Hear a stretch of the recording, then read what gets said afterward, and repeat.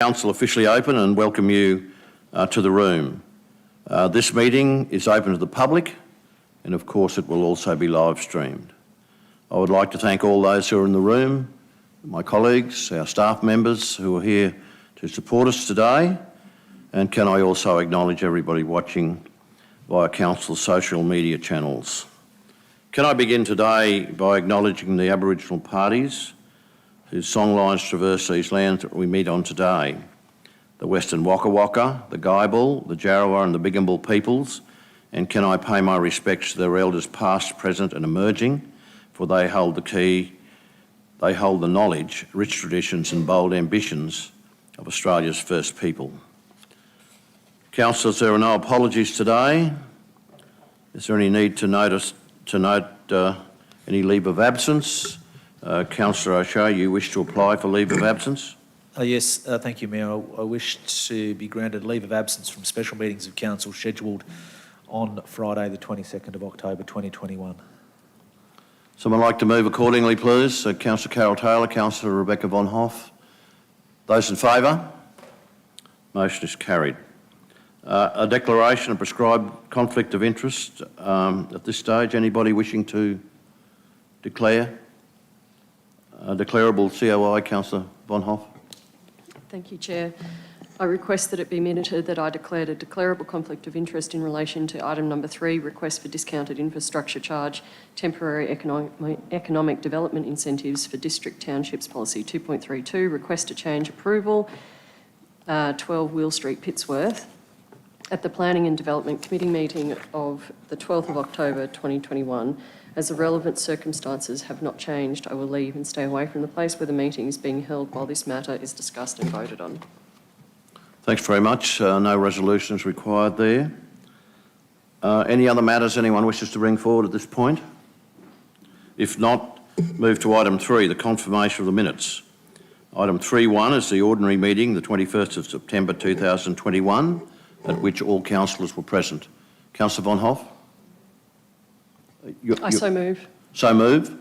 Seconded by Councillor Mellissa Taylor. Mayor, I have an issue. Councillor Sommerfield. I have an issue with the minutes of the meeting in that on page 13 of 97, the report still reflects that Clifton water supply issues are in relation to drought, not impurities in the water. I requested that that be altered at the ordinary meeting in September, and it hasn't been. Okay. Brian, would you like to comment on that? Yes. Was that within the actual report itself? It's on page 13 of 97. We can go to it if you like. If we could just go to that page. Page 13 of 97.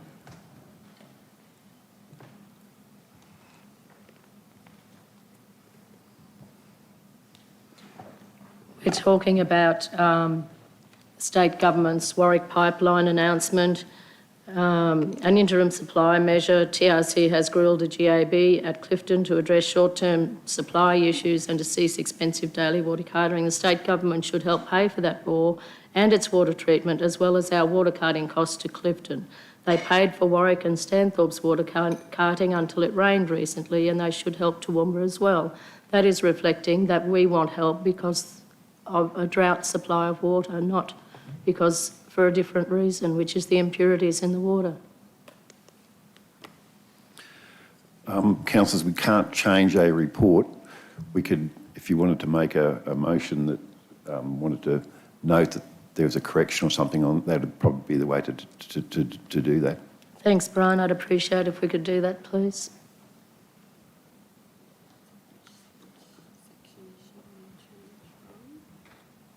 So what, if you just get the report number, is there a recommendation?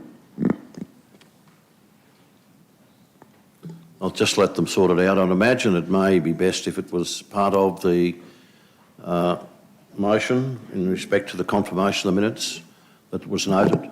Happy for that. That will be noted, Councillor Sommerfield. So it'll be part of this motion. It'll be noted that I'll hand over to Brian. So that motion was carried, but you can have on today, you can adopt that the minutes of the previous meeting be accepted, subject to a amendment to recommendation or an addition of recommendation 4 that would note those changes. Okay, so will we come back to that, will we, when it's sorted? I will just put that into the minutes from today's meeting, so it'll be recorded in the system. Yeah. You don't have to do anything more. So we'll vote on that once that recommendation's up there. You can make a motion now Yeah. that the minutes be accepted, subject to an amendment to item, whatever it was, 3, by addition of a 4th dot point, which would then note that change. Thank you. So I suppose the appropriate thing for me to do is ask the mover and the seconder, are they comfortable that added point be put in there? Yes, thank you, Chair. Okay. Any other matters anyone wishes to discuss in respect to the minutes, the confirmation of the minutes? We have a mover, we have a seconder with that additional point. Those in favour? It's carried without dissent. Councillors, we'll move to item 4, which is business arising out of the minutes of the previous meeting. Anyone wishing to bring any other matters forward? If not, we'll move to item 5, the presentation of petitions. Anyone has a petition today? If not, councillors, we've moved to item 6, business for which the Mayor wishes to have considered at this meeting without notice. A mayoral minute, I'd imagine you would have been quite aware of the fact that this motion would have been coming forward following discussions the other day. And the motion that I intend to move is that for the remaining term of this council, the ordinary meeting of council commence at 9 a.m. and that council undertakes public notification of this change in accordance with section 254B, the local government regulations of 2012. And the reason for the motion being forward, of course, was the discussion the other day. I'm comfortable to move that. Do I have a seconder? Councillor Sommerfield. Anyone wishing to go into debate? Councillor Taylor, Councillor Carol Taylor. Mr Mayor, I was present at the debate and whilst I understand the reasons for it, I don't support it because it allows you to be able to do something if you need to meet someone prior to the meeting to have it at 10. That's why it was put at 10 in the first place, and I am happy to go along with what my colleagues decide, but I don't support it being brought forward to 9 a.m. That's one meeting a month. And it starts at 10 a.m. and should you need to speak to someone or talk to the staff teams or whatever prior to the meeting to get more information, you are able to do that without having to arrive here at 7 o'clock in the morning. So I don't support the moving to 9 o'clock. Thanks, Councillor Carroll. It was brought forward as a result of the discussion, and the feeling that I had was the majority of councillors were keen to see that change, but of course, councillors, it's in your hands. Anyone else wishing to speak against the motion? I think I've said enough. Anyone else wishing to make any comments? If not, I'll put the motion. Those in favour? Those against? Councillor McMahon and Councillor Carroll, do you wish to have your votes recorded? Yep. Thank you. Thanks very much. Councillors, today there are no receptions or deputations by appointment, so we can in fact move to item 8, which is the reception and consideration of committee reports. Item 8.1 is the report where Councillor Vonhoff has indicated that she will be leaving the room, so from that matter we'll deal with item 4 later. Anyone wishing to take any other matters out of that, Councillor Vonhoff? Thanks, Chair. So it's actually item 3 that I'll be out of the room, but I'd like to pull out item 4, please. Okay. Thank you. Sorry about that. So we've got item 5, item 6, item 8, item 9 and item 10. Would someone like to move the receipt of that, please? Councillor Megan, Sullivan has moved that. Councillor Shine has seconded that. Those in favour? That's carried. We'll move then, councillors, to item 4. We'll deal with item 3 last. Item 4, that's been, there were those who wished to record their vote against this particular motion. Anyone wishing to move the receipt of that motion? Councillor O'Hara-Sullivan has moved the receipt of a seconder, please. Councillor Cahill. Anyone wishing to speak against that? Councillor Vonhoff. Councillor Megan, would you like to speak first? Or? Thanks, Mr Mayor. This came to the committee meeting after a recommendation from our internal audit process where it was found that we're having an excessive amount of pre-lodgement meetings without a really good result. So it was assessed with the industry, and stakeholder engagement did work internally where we weren't getting a good result for the amount of time. So that's what it is, officers' time. So when this started, the pre-lodgement meetings, when it started, there was only a couple of them a week. Now it's amounted to about 10 a week, where every part of the process, including referral agencies and other internal groups, need to write a report for these pre-lodgement meetings. So it has been found that some of the planners are still charging their clients to come to a pre-lodgement meeting that council is then providing as a free service to these applicants. So it was recommended that we charge a fee for these pre-lodgement meetings. And if then the applicant went ahead with their application and it was approved, then it was refunded. So, Mayor, we have a lot of services in council where we charge for the service, and it's not meaning that people can't have a pre-lodgement meeting. It's just not detailed to the same level that it has been with a really resource-intensive process at the moment. So that service is still available. What we're trying to do is get really good outcomes for applicants, and when we're having a lot of officer time taken up with doing the minutes and all of the backgrounding for these pre-lodgement meetings, we're taking away from our core business. So, Mayor, I mean, it was a recommendation, and we've gone ahead with that recommendation and still providing a service. Thanks, Councillor O'Hara-Sullivan. Councillor Vonhoff.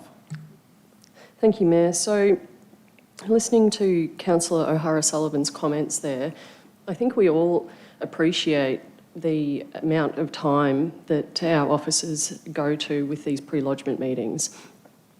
But I heard nothing in Councillor O'Hara-Sullivan's statement then that goes to the issue of how a $550 fee is going to somehow improve and make more time for our officers. In fact, it almost sounded like it was designed to dissuade members of the public from coming forward and lodging and requesting pre-lodgement meetings.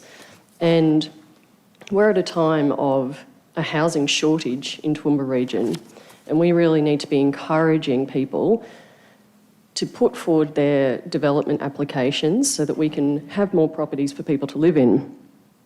And I really think that councillors have to consider, does this $550 fee fix the problem? And I can't see how it does. So councillors really have to ask themselves, are they satisfied that charging people $550 to come to council and have a pre-lodgement meeting is going to address the shortage of officers' time? And if they can't answer yes to that, they should be voting against this motion. Thanks, Councillor Vonhoff. Speaker for the motion. Councillor Bill. Councillor Cahill. Councillor Bill's fine. Is it? Yep. It's formal. That's actually our real name. It's a little bit formal. Our first name's our real name, by the way. Just to pick up where we left off last week, and in direct response to Councillor Vonhoff, Councillor Rebecca's statement, if we can't answer how it's going to improve, we shouldn't be voting for it. Well, let me unpack why we should vote for it and how we can definitely answer how it will improve outcomes. One, we've got to ask why a pre-lodgement meeting exists, and that is for good planning outcomes realised on the ground. If we acknowledge there are pressure points across the community in this sector. And how is that best directed? Well, one needs to understand, for a start, how a large organisation operates efficiently.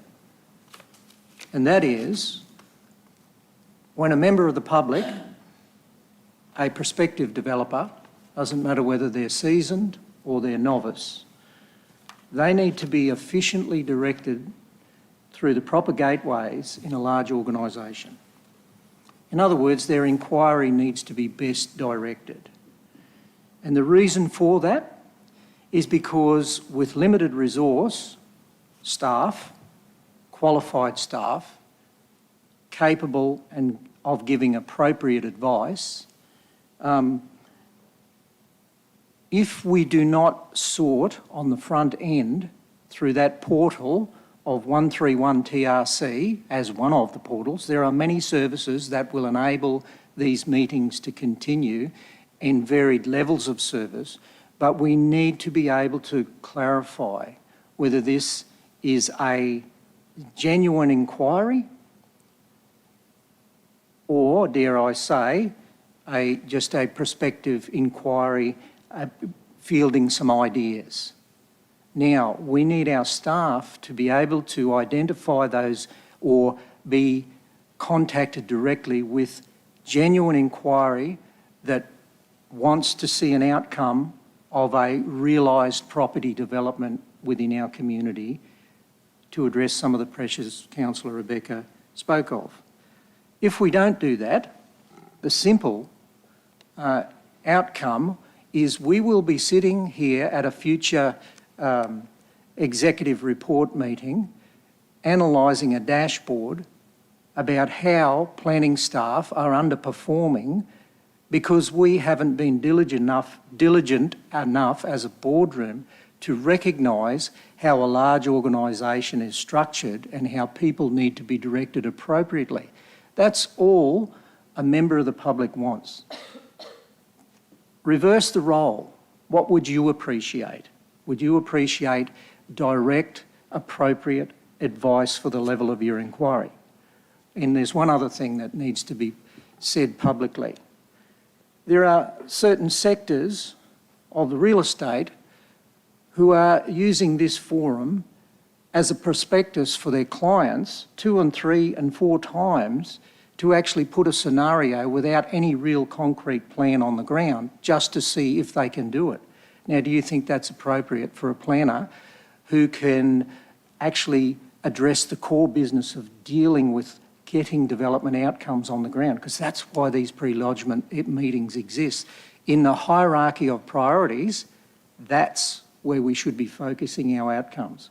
So it's critically important that we best direct inquiry from general public in this sector and right across any sector.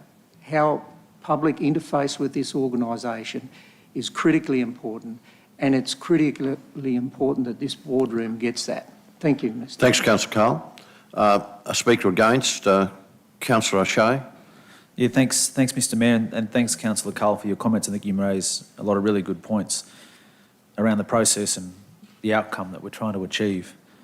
But it takes me back to the exact question that Councillor Vonhoff asked, and that is, how does a fee improve that level of service? Or what's the tangible reason around a fee improving that level of service? And the other question that makes me ponder is, can you achieve the same desired outcome without the fee? So can you achieve the same desired outcome without the fee?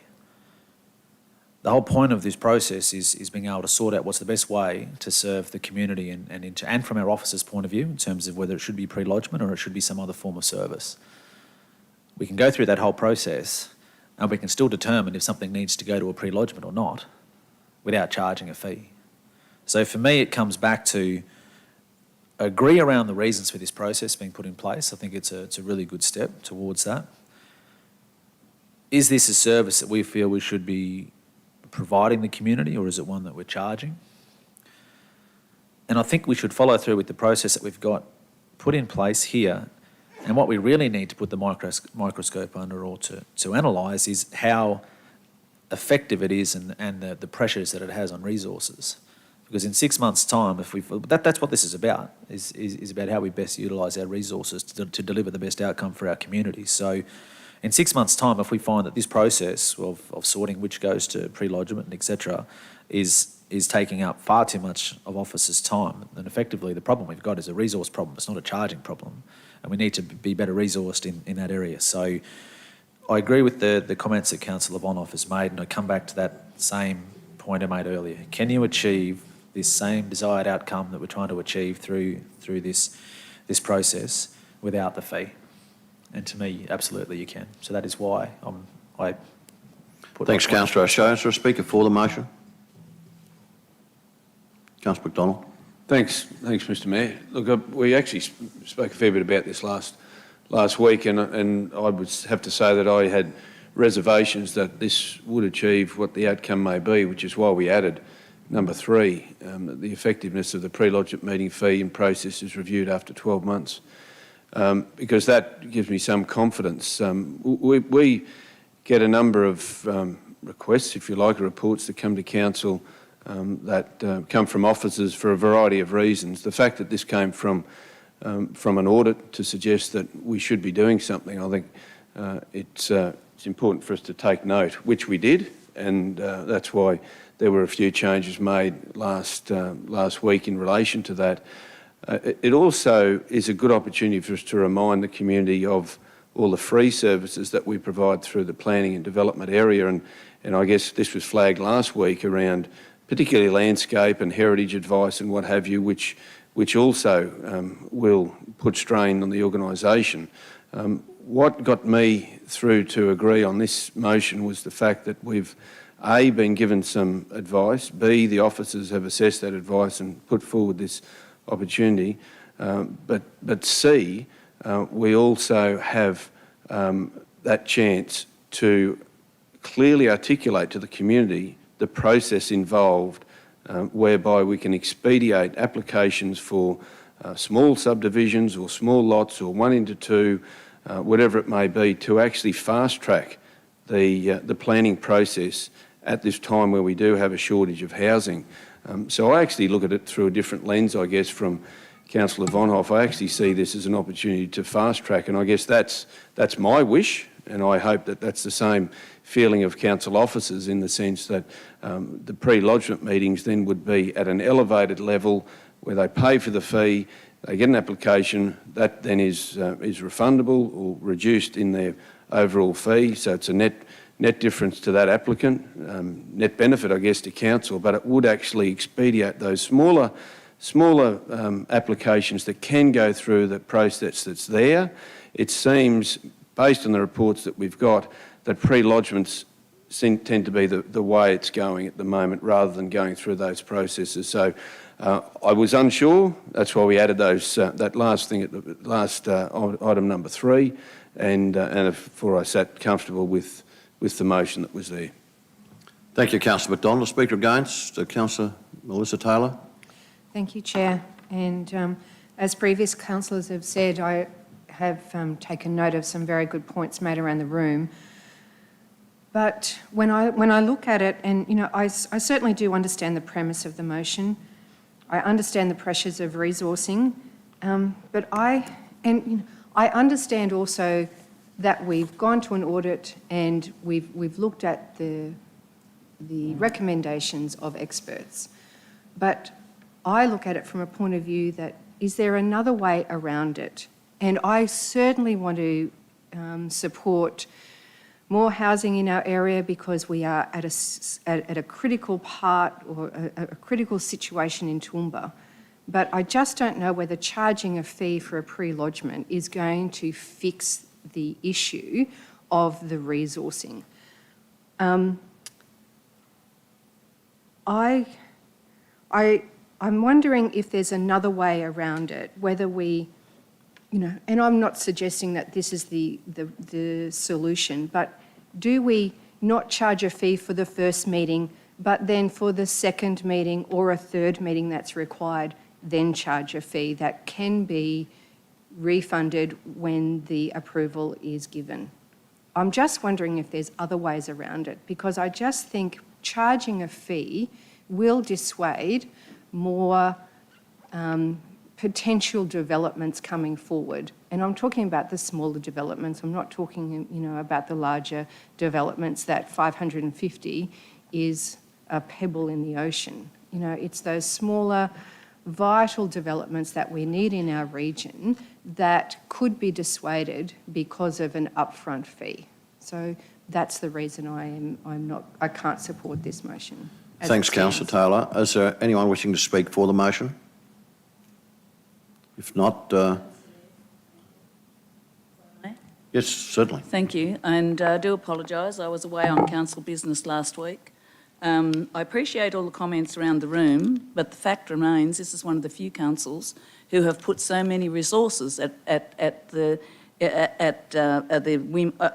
these lodgement meetings. Very few councils in Queensland do this, and it's very good for people to have it. What we're saying here is they're not stopping pre-lodgement meetings.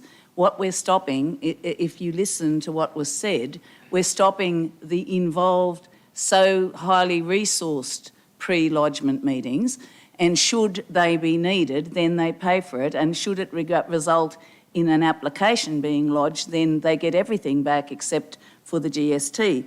Now, we can talk here all day, but if you have a look at those graphs that were there in last week's committee meetings, the same resources are being put in by council, but it's dramatically fallen so that there are very few of those people that are attending those free pre-lodgement meetings and using a lot of resources, and it has fallen to being what is a negligible amount of applications.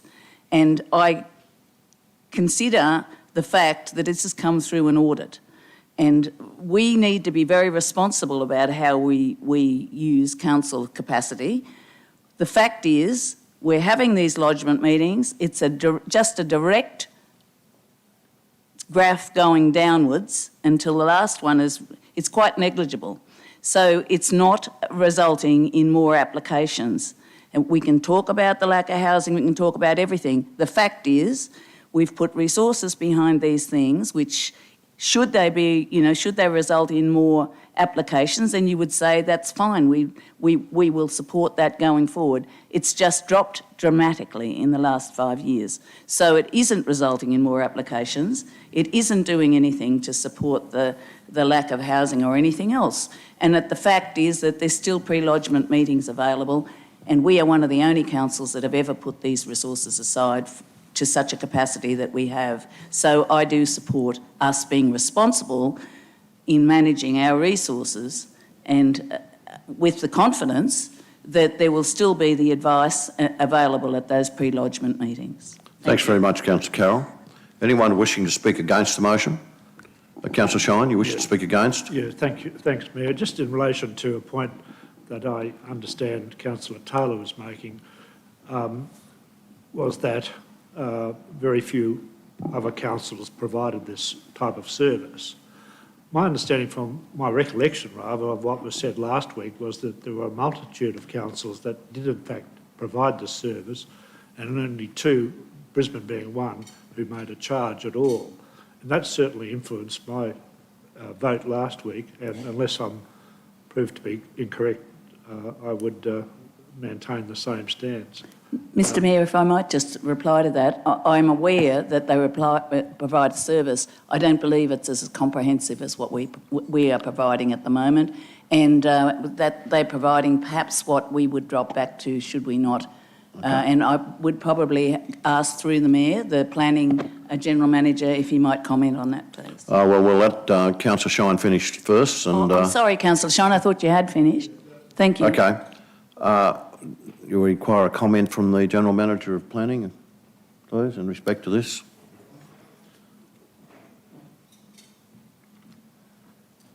If I might, Mr Mayor, could I call upon Danielle Fitzpatrick, the manager, to comment on that? She has some first-hand knowledge on who does and who doesn't, and thank you. That's fine by me.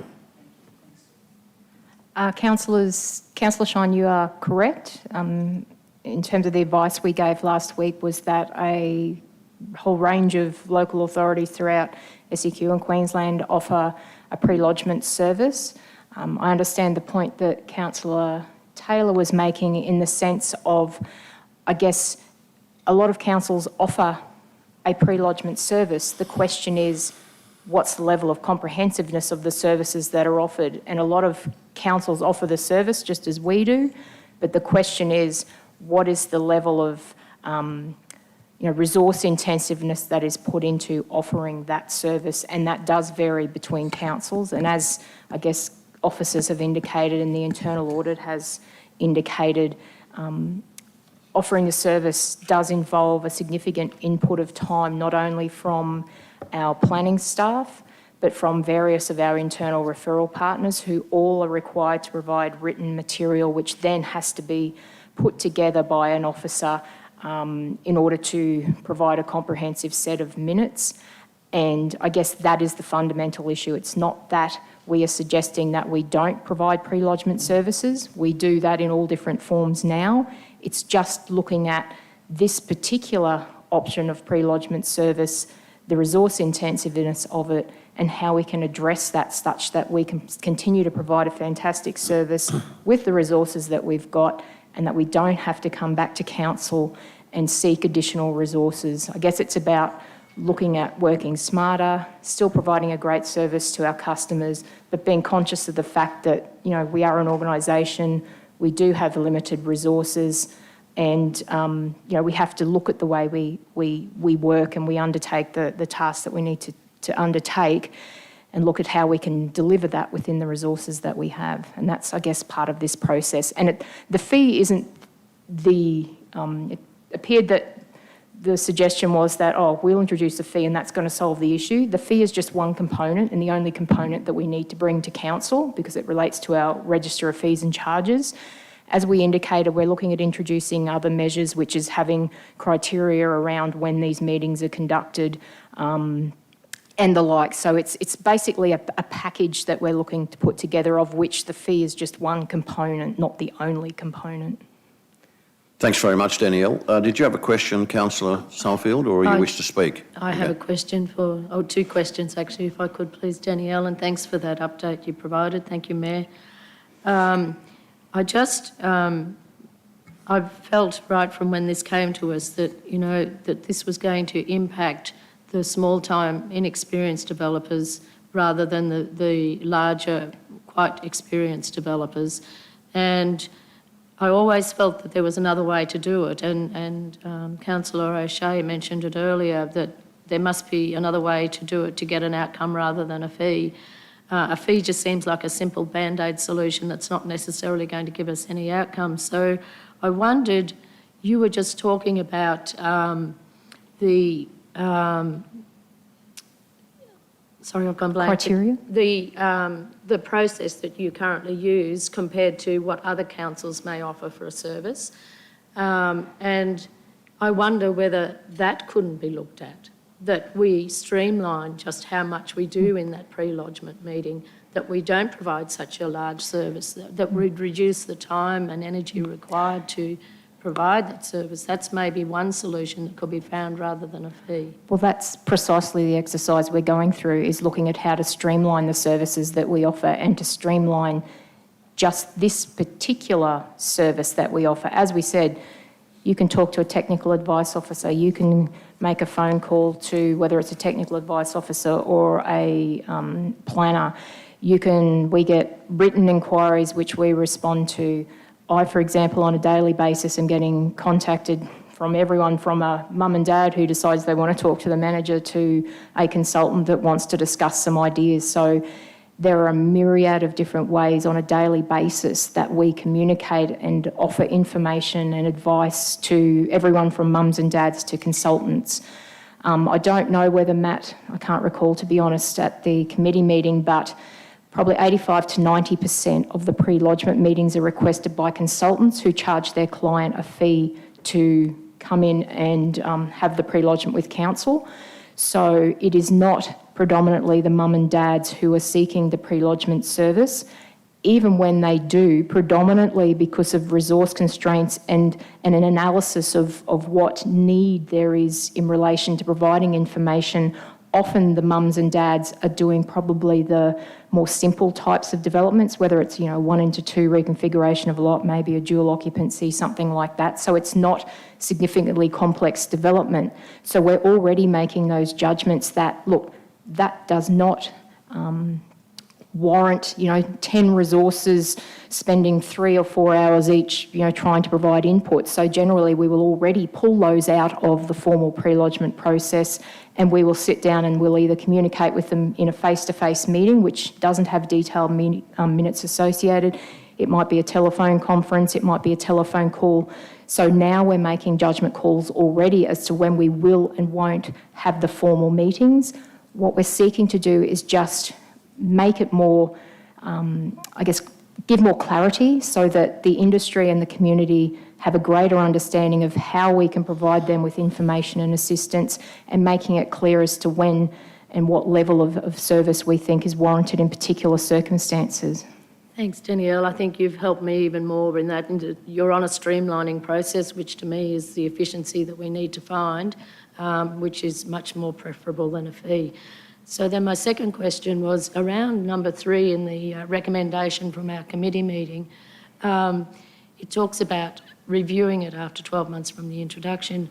Well, to me, that just simply defers the recommendation from the audit committee by 12 months. Because if there's a recommendation from the audit committee, I believe we need to be sitting down and discussing with them what we think as a council is the best outcome for our communities, for our residents, for the opportunity for more housing so that people are not homeless. And by putting it off by 12 months to review the results and then decide what we're going to do is, we're going to charge the fee, $550 for the next 12 months and then review it. You still, when you get to the end of that 12 months, you've still got the issue of dealing with the audit recommendation. So therefore, I believe that we need to find a solution that the audit committee understands what our thinking is in finding that solution. As we said, councillors, the fee proposal is just one element. We're looking to implement, and as we said, from late January, a whole new process and I guess a communication strategy around the offering of pre-lodgement services across the board. So, it's part of a package consideration and part of efficiencies. And I will point out that the third recommendation was at the behest of a councillor. Yes. It wasn't something that the officers included in their report, although I think it's a good idea. Thanks very much, Danielle. Councillor Vonhoff, you had a question there before, then we'll move back to debate. Yeah, thanks, Chair. Through you, I just wanted to confirm that we heard last week that the $550 fee, and I'm very sympathetic to the constraints on the department, but that $550 fee won't go to the department, it'll go to council's consolidated revenue. Yes. Thanks. Thank you. The last speaker was... Can I just have a question, Mr Mayor? Question? If it could, through you to Danielle while we're here. The suggestion from Councillor Taylor around perhaps the first pre-lodgement free, how does that sit with the service we currently offer or what the package is at the moment? Is that something you are considering or currently doing? To be honest, councillors, most proponents would only have one pre-lodgement. So if you offered the first pre-lodgement free, then that's generally the only meeting that we will have. Very few will actually come in for multiple meetings. Generally, they will have one meeting and that will be it.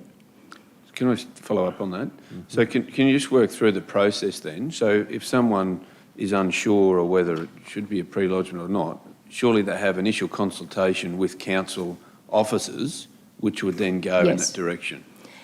Yes, and the proposal is that we will have a very clear pre-lodgement application form, which will have the criteria which someone will be able to go through and identify whether they actually qualify for that pre-lodgement service, the gold-plated one.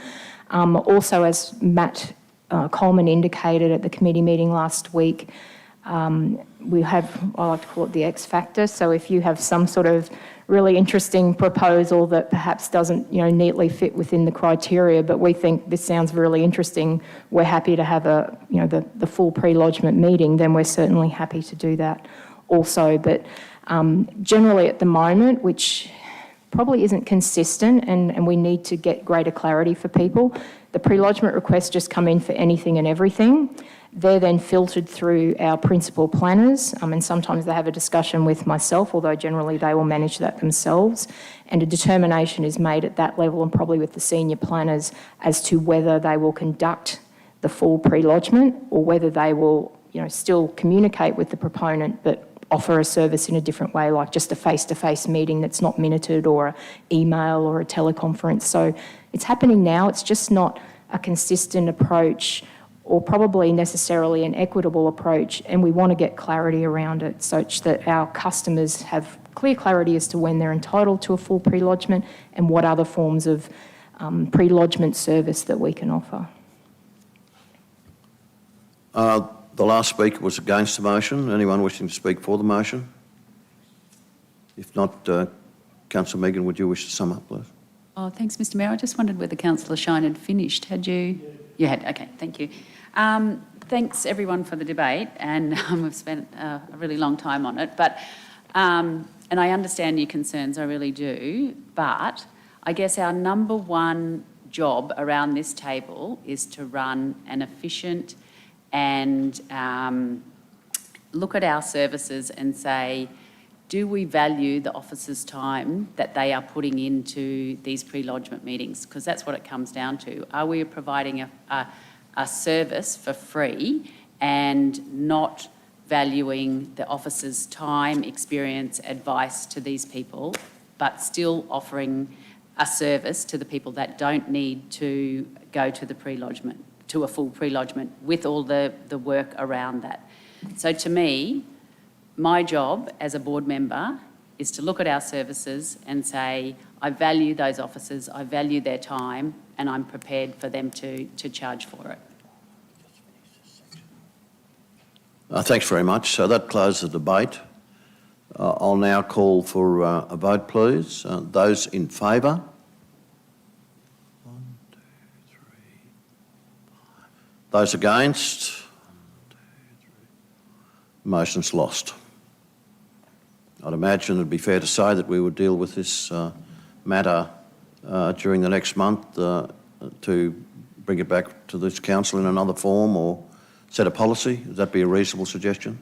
Mr Mayor, or could have an alternate motion that can be put forward now that we don't charge for pre-lodgement meetings. Well, that's probably the message we've sent, but would you prefer to have a broader discussion, is the question that I'm asking. Councillor Vonhoff.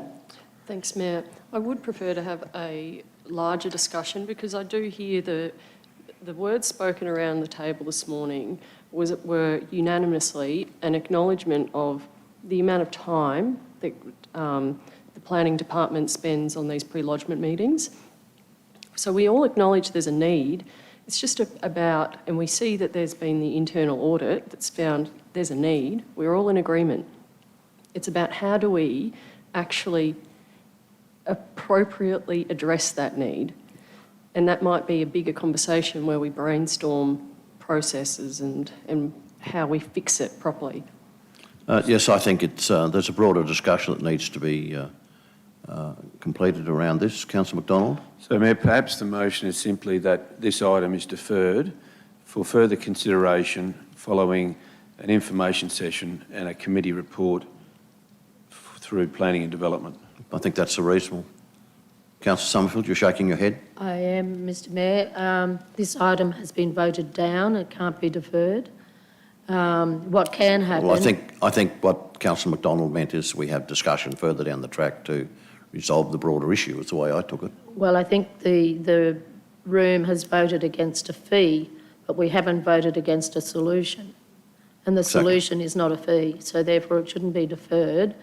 But we should have a information session and report to find a solution. But I seek guidance from Brian, as CEO, whether that is operational for us to actually get involved in that. But we, as a council, have declined a fee for this service.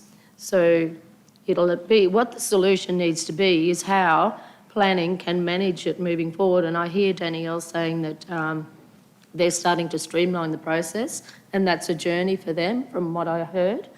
But to me, that's getting down into the operational level. For me, I think they need to find a staffing solution as well as a service solution that they are able to deliver without being stressed. But I'm not sure that that is our role. I think it is operational, but I seek guidance from Brian. Well, if I can just say one thing, I think we're trying to set some policy here, which is, in my view, is strategic. But I'll hand over to Brian. I think council's already made a decision in relation to that, so you don't need to defer the item. I think that the it's not an alternate recommendation, it's an additional recommendation, because you've already made a decision. So it's a second recommendation, or sorry, a second motion that would have to be adopted by the majority. That would be that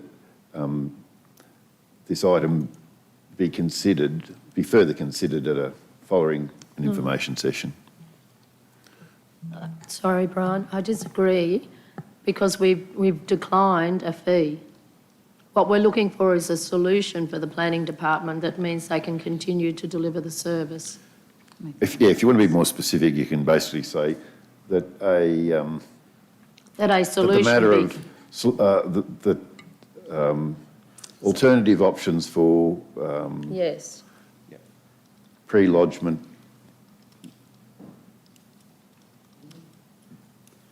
meetings be considered at a further. Agree. I'm happy with that, but you can always For rescind the motion. maybe put another word in there, alternative options for conducting, or something along those lines. I think we all understand where we are, and I think it's a matter of us having a broader look at this. I mean, obviously, it's a subject that's divided the council almost 50-50, and so I think it's best if we were able to come together and have a broader discussion around the process around this and see if we can come up with a solution. Councillor Cahill, you wish to make a comment? Yes, I do, Chair. Let's be really clear here. The officers are presenting a solution. The fee was a component of the solution, and the only reason why this came to council, because the fees and charges component has to come to council when there's a change. So they've already offered a solution. So in my view, there needs to be a reasonable argument put by those councillors into a recommendation about the reasons why they didn't support the officer's recommendation. And Mr Mayor, I do support that. If you're going against an officer's recommendation, you really have to have solid grounds. That's notwithstanding, we can have a discussion down the track, but there needs to be a validated reason, because I stress, and it come from the officer's mouth, this is the solution that is presented. The fee component was a small part of the solution. Anyway, for a full-blown one, they get the full fee back anyway, the applicant, once the application's approved. So what you're seeking is the reasons why? The reasons why, valid reasons why, that the councillors who voted against chose to go against the officer's solution as presented. Yep. Councillor Vonhoff. Thanks, Chair. It seems to me a little bit unusual that we don't usually then, after a vote, give reasons, and we've spent 45 minutes giving a debate about it. Nonetheless, I'm happy to oblige. We have heard that the reason for requesting the fee, the reason that the officers came to us with a recommendation for a fee, was because there was a shortage of council resources, of time. And then we were told that the fee, the $500.50 fee, was not going to go back into the planning department and fund additional staff resources. It would sit in consolidated revenue. So, point of order, Mr Chair, I'm looking for reasons, valid reasons, why councillors go against an officer's recommendation. And consolidated revenue is an ordinary process, and the fee is not generated to generate income for the planning department. The fee once it's approved, the application goes back to the applicant. It's not the reason why the officers came with. I want to correct what's been said. That's why I called it a point of order. Okay, how do you want to deal with the point of order? Brian, continue the discussion, I'd imagine. I've got Councillor O'Shea, then Councillor Sommerfield with the questions, I would imagine. And Councillor Carol Taylor. Sorry, yeah, thanks, Mayor. I think the situation with this one, whether there's a situation if it needs to be stipulated as to why or why not, the recommendation has gone down, and if there's an alternate recommendation, I think the key part of it is that I think generally from listening to the comments around the room, for those that voted against the fee, it was against the fee. It wasn't against the process that has resulted in the establishment of a criteria for the conduct of full pre-lodgement service. So it's almost, not to put words in others' mouths, but I almost feel as though those that spoke against this motion were absolutely in favour of the establishment of this criteria for the conduct of the full pre-lodgement service, meaning the process that it goes through, just did not believe that charging a fee for it was what was warranted. So I more think that potentially the alternate recommendation might be around the council endorses the establishment of criteria, because that way the planning staff, I'm assuming this is already underway. I mean, this is sort of starting now. If we defer this now, we just keep doing what we have been doing, correct, until we come back to a resolution. So if there's a resolution that council endorses the establishment of this new criteria, or however that may be worded, and then the second part, as I said, I think the other main point that's been raised is that that financially the dollar figure doesn't solve the issue around resourcing and time. So is it that, and then is the second part of the recommendation that it be reviewed in 6 months, 12 months or something, analysing the impact it has on resources as to where it goes from there? Because that's the big question. I mean, I don't really see how just pushing it further down the road to have a further info session on it really gets us to the outcome that we want. The outcome we're trying to get to here is the best outcome for the community, and two, how best our resources are utilised. Correct? Okay. Councillor Sommerfield, then Councillor Carol Taylor. Sorry? Sorry, Mr Mayor. I don't know if Mr Would Summers you wants to like to answer that, please, General Manager? Yep. Look, I think a number of councillors have now mentioned it. We are reforming the way we do the pre-lodgements. We will continue to do that. The only reason we brought this to council, and it is operational, quite right, but we needed, if we were going to have one component, one small part of the suite of activities that we offer for pre-lodgements, to be a charge service which involved detailed minuting that each party agreed to send out, and various other activities, and a broader range of professionals involved. That was the fee proposal. We are going to do all that. We will continue to reform and do the pre-lodgement system to make it better, more robust and more informative for all the development interests out there. We've got the message from council through the debate that the fee component on one bit is not supported. That's fine. We won't stop doing what we're doing and what we've commenced to do. It's just that we won't be charging, we won't be giving that incentive to maybe go to the non-gold-plated approach.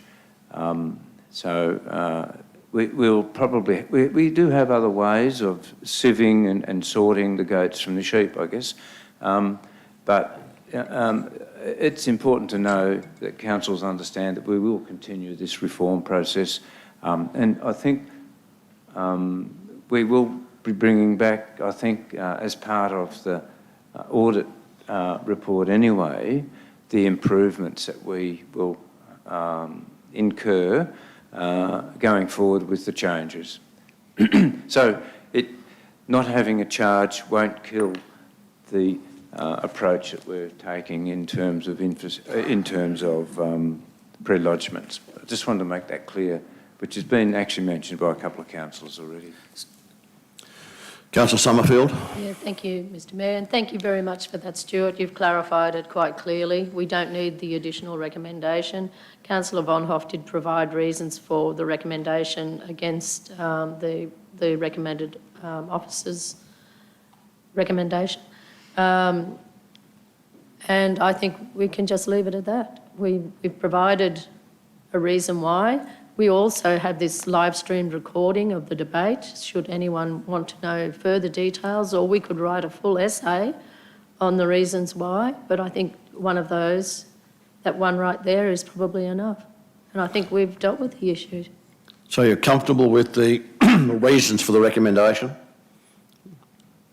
Anyone around the room? Mr Mayor, that was what I was going to say. I actually, and I'd ask through you to the CEO, the Local Government Act says, should we vote down an officer's recommendation, that we have to declare the reasons why. That's correct. And the reasons aren't documented up there, I'm sorry. And I suggest that perhaps they should be. You know, in the last financial year, you know, 12 or whatever, it's ridiculous. But we need to have, the Local Government Act states that we need to have the reasons declared when we go against an officer's recommendation. Okay, and that's section 254 of the local government regulations. It's here in front of us. So they need to be put down. Did you wish to comment, Brian? Is that an adequate reason why? Yeah, councillors, you do have to have a reason recorded when there's a decision contrary to the officer's recommendation in every case. That's clear. But it would have to be what this, what the councils agree are the reasons for that recommendation. So I don't think we can actually have that. There's a recording of that. I think we just need to officially agree what it is. So that's the issue. Council needs to have an understanding of their understanding of, for that reasons. For that decision being made, those are the reasonable reasons that supported that. So the reason, Brian, in front of you there now, is that appropriate or is it not? It's appropriate if the majority of councillors believe that that's the appropriate reasoning behind it. Councillor Councillor McMahon, you have a... Yeah, thanks, Chair. I haven't spoken on this issue. The opportunity hasn't been there, but I'd be happy to put that in additional reasons, councillors are happy with the current approach to streamlining the process and the streamlining of how we do things without adding the fee is sufficient to address this issue. I would like personally to put that I voted against it because of the perception of the public that there's especially for small-time developers, that there's this big mystic wall of planning and development that's too hard, and I think this is an essential service. So if we need extra reasons, and my colleagues who also voted against it are happy, I would be happy to include that we're happy with the current approach to streamlining the pre-lodgement process without adding a fee, and that we continue to need to be in the public interest of what's a better word than demystifying? I do not think that any of us aren't voting and thinking in the public interest, so I don't agree with that. That's why I voted against it, Councillor Taylor, so this is the reasons for those who voted against it. Okay, thanks, Councillor Tim. Councillor Carroll? I'm happy for that to go forward, but I will state that I think all of us, even though in the public interest is to make sure we're sustainable, what may happen out of this is that the service becomes less. Okay, so they're the reasons. Are you comfortable with that as we move forward?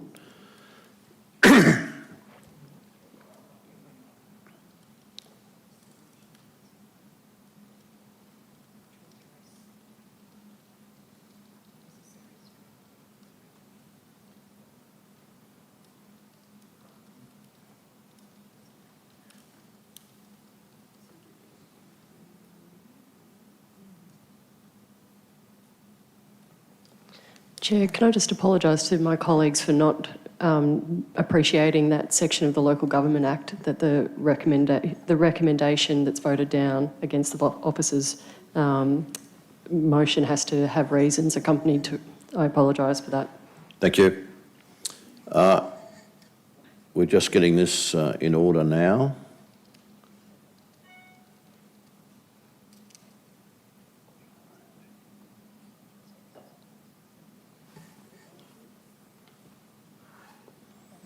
viable community service.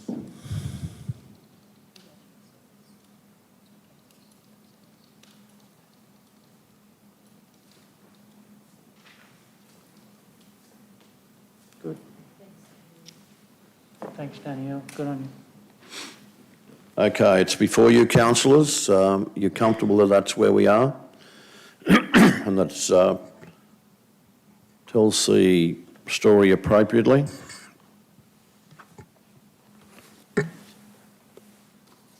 Okay, we move on. Is there a second recommendation, or are you comfortable to be with that one? And there's no doubt there'll be further discussion, in my view, around this, and that'll be healthy.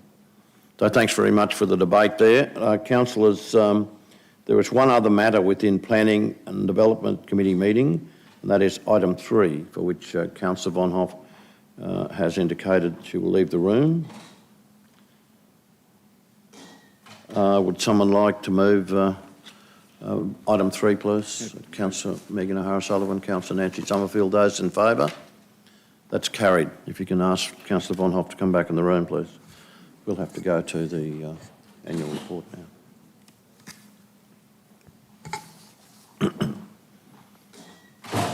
Now, councillors, I did give our media staff an undertaking that I thought that it would be appropriate that we'd begin the annual reports and the discussion around that because of timelines for the media at around about 10:30. Well, I got that a bit wrong, but I'll begin now by presenting my annual report, my discussion in respect to that.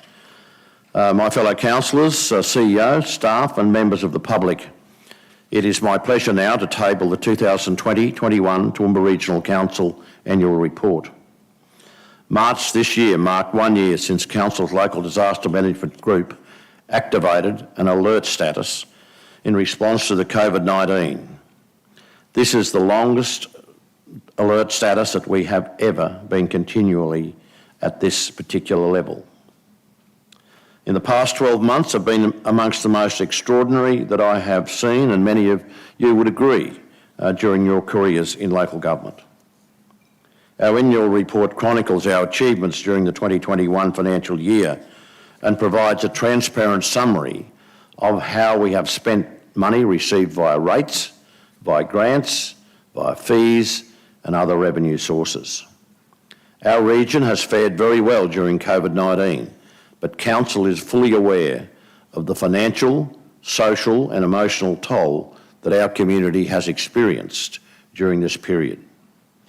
Council remains open for business and, importantly, continues to provide essential services to our community. Our annual report delivers a comprehensive summary of our current financial position and how Council is progressing towards achieving its goals that we have collectively set.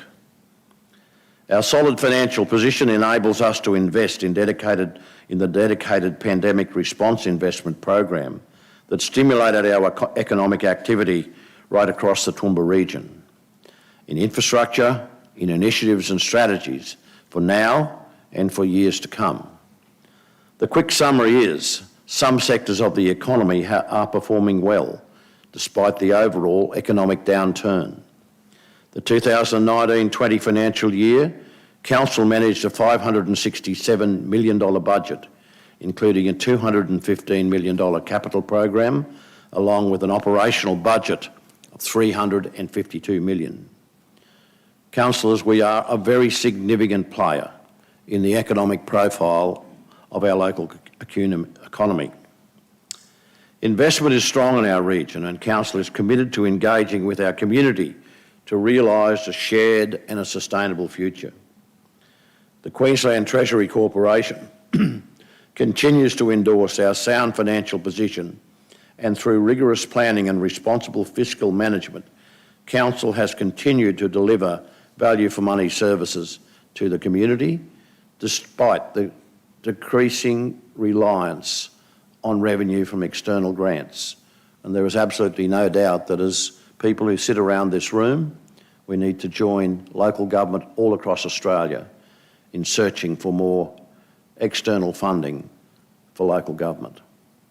Over the past decade, our region has experienced challenging climatic conditions at times, and that's included flash floods, fires, and of course the prolonged drought. And of course this has had a critical impact on our water supplies. We are a resilient region, and now more than ever it's the time for our community to work together towards realising our full potential. Local governments are in fact the community builders. Together with our residents, I'm positive we have the passion and commitment to continue work that builds on our rich traditions while positioning us and future generations to enjoy a quality lifestyle, while at the same time taking advantage of new opportunities that will come our way.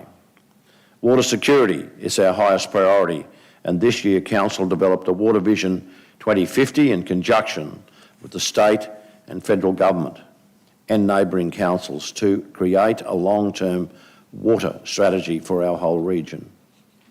We continue to search for future supply options, and Council invested heavily in major water infrastructure projects in the 2021 financial year. This year we budgeted $55.2 million for water infrastructure capital projects to meet the current and future needs of our growing region. We also invested in maintaining and improving local roads as we walk towards our vision of zero road deaths and serious injury through our regional road safety strategy. Population forecasts indicate that our region could be home to a further 55,000 people over the next 30 years. To plan for this, Council has launched the Toowoomba Regional Futures to guide community feedback for a new planning scheme, growth plan and a Toowoomba Region infrastructure plan. Together, these plans will underpin a range of land uses, settlement patterns and sequential rollout of essential infrastructure that supports the likely urban growth. We will move to the next stage of major investigation covering policies on environment, urban density and design and industrial development among our key topics. Throughout this program, there will be multiple opportunities for the community and interested stakeholders, including the development industry groups, to have a say about the future of our region. We live in one of the best countries in the world, but we in Toowoomba live in one of the best regions in the best country in the world, and we continue to look for new ways to create opportunities for disadvantaged and vulnerable groups in our community by offering programs and events that foster community spirit. We are a diverse and inclusive region who support and celebrate our refugees and our multicultural community. As we move towards the future, we will continue to embrace those who have left their home country to begin a new life here and make their own unique contribution to the Toowoomba region. These achievements would not have been possible without the expertise, the passion and the hard work of our committed staff. On behalf of my fellow councillors, I sincerely thank CEO Brian Pidgeon, pardon me, and can I thank him for a strong and an open relationship that we share, and his leadership team for their oversight and guidance during the year, particularly as we navigated changes to our services and facilities during the COVID-19. I also acknowledge the ongoing contribution of our valued staff and, of course, those hundreds of volunteers who work with us. Our staff are our most valuable people. They, in fact, deliver the programs that we endorse. Council elections were held in March 2020, and we are now well into the second year of a 4-year journey. And I guess we collectively are privileged to be part of the Toowoomba Regional Council. Can I thank my fellow councillors for their passion, their support and their service to this community. Serving the community is incredibly rewarding, and I look forward to working with you all, including our staff and in fact the whole council team, as we enhance the vibrancy, the livability, the economic sustainability of the Toowoomba region over the coming years. I am confident Our combined efforts will strengthen our rich traditions and ensure our current and future generations can take full advantage of those bold ambitions that we share. I'll now hand over to Councillor McDonald. Thank you very much, Mr Mayor. And just some prior warning, after councillors have gone around and mentioned a few things about their areas, I'd like to invite through you, Mr Mayor, the Acting General Manager of Finance and Business, just to say some words at the conclusion, if that's okay with you. So, Mayor, thank you, and to our colleagues, thank you very much indeed for the opportunity to speak to the annual report. Because the 2020-2021 annual report reflects our current financial strength and, importantly, our effectiveness and commitment to long-term financial planning. Our solid financial footing enabled us to invest in a dedicated program to stimulate the economy now and for years to come.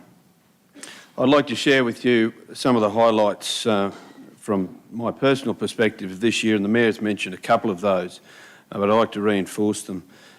Firstly, the fact that Council has met all three measures of our financial sustainability ratios as set by the state government.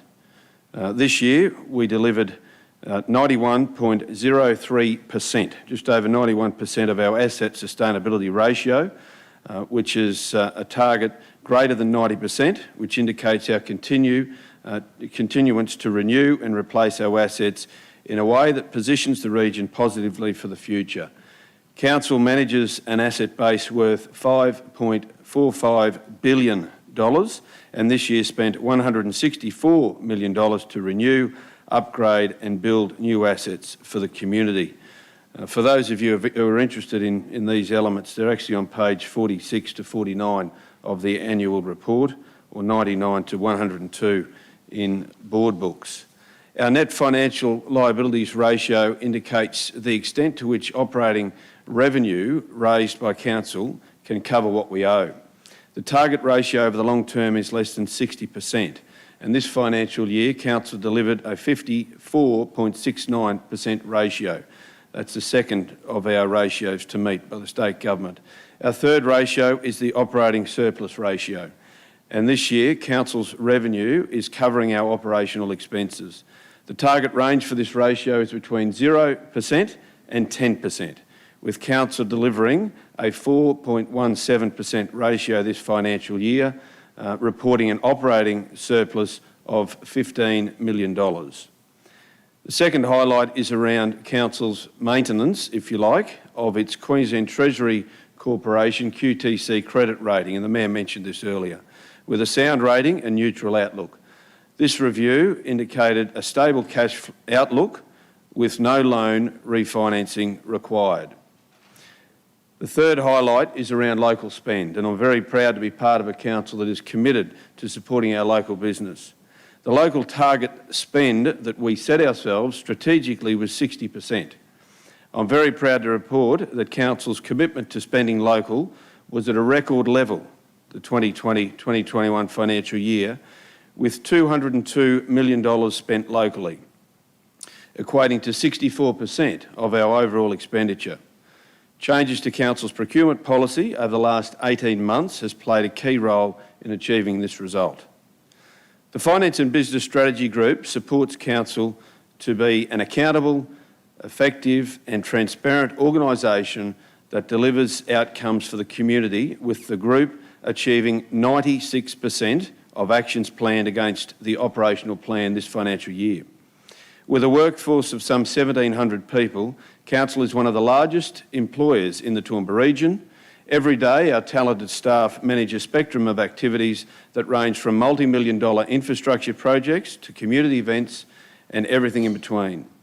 Council was recognised at the Queensland Training Awards Darling Downs South West region as the Large Employer of the Year, and one of our very own, Abby Kirby, was named the Trainee of the Year.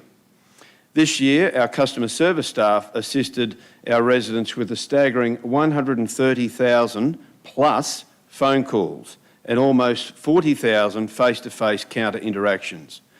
We continue to look at ways at how we best serve our residents.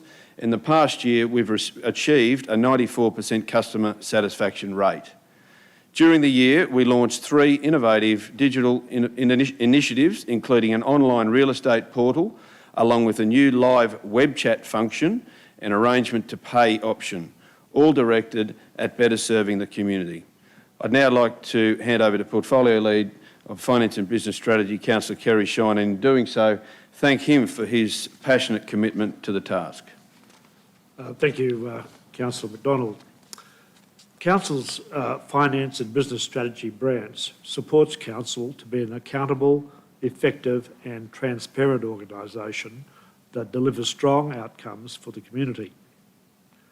Effective communication has the power to engage communities, deliver organisational priorities, encourage greater self-service and build understanding and trust. Stakeholder engagement and communications also used innovative communicative strategies to raise awareness of council programs and services, including live streaming, video and social media. In the past year, the stakeholder engagement team carried out over 4,000 engagement activities with the community on numerous projects, including the Highfields Library, the Millmerran Aquatic Centre and the Russell Street Refresh Streetscape. Every voice in our region is valuable and Council continued to engage with our community to ensure key projects and service initiatives align with community goals and expectations. At Council, we actively seek to understand community aspirations and needs and are committed to informing, explaining and listening. Community feedback is valued and helps us deliver exceptional outcomes. Council's Your Say consultation website continued to be a popular engagement channel for Council with 29,624 visits last financial year. Our social media followers, Facebook, Instagram, Twitter and LinkedIn, continued to grow at a steady pace, increasing to more than 60,000 followers in June 2021. Media and internal communication services continued to ensure broad promotion of council news, services and activities with 6,264 media stories. COVID-19, water security and updates on major projects generated significant publicity throughout the year. Internally, the branch supported CEO virtual roadshows, NAIDOC Week celebrations and the promotion of the organisation's Pulse survey results. 6 editions of Bold magazine were produced and each edition was distributed to more than 64,000 households. Our staff are our greatest asset and this year Council continued to invest in attracting and retaining empowered and skilled workers so we can continue to provide exceptional levels of service to our community, and I thank them very much. Our busy customer service team received more than 132,000 phone calls and 39,000 face-to-face interactions, continuing to provide excellent levels of service and achieving 94% customer satisfaction. Web chat was installed on the Toowoomba Regional Council website in February 2021 to expand customer interaction and opportunities. The Customer Experience Strategy 2020-25 was endorsed and the branch continued to closely monitor customer behaviour and contact volumes to understand if there are long-term changes and trends to how customers are now choosing to do business with Council. I am truly proud of our branch's efforts this year and how it continues to adapt and respond to changing community needs and expectations. I look forward to working with Council staff next year to deliver exceptional levels of service to our community in my role as Portfolio Leader for Finance and Business Strategy. Thank you. Thanks, Councillor Shine. I'll hand over to Councillor Carol Taylor. Thank you, Mr Mayor.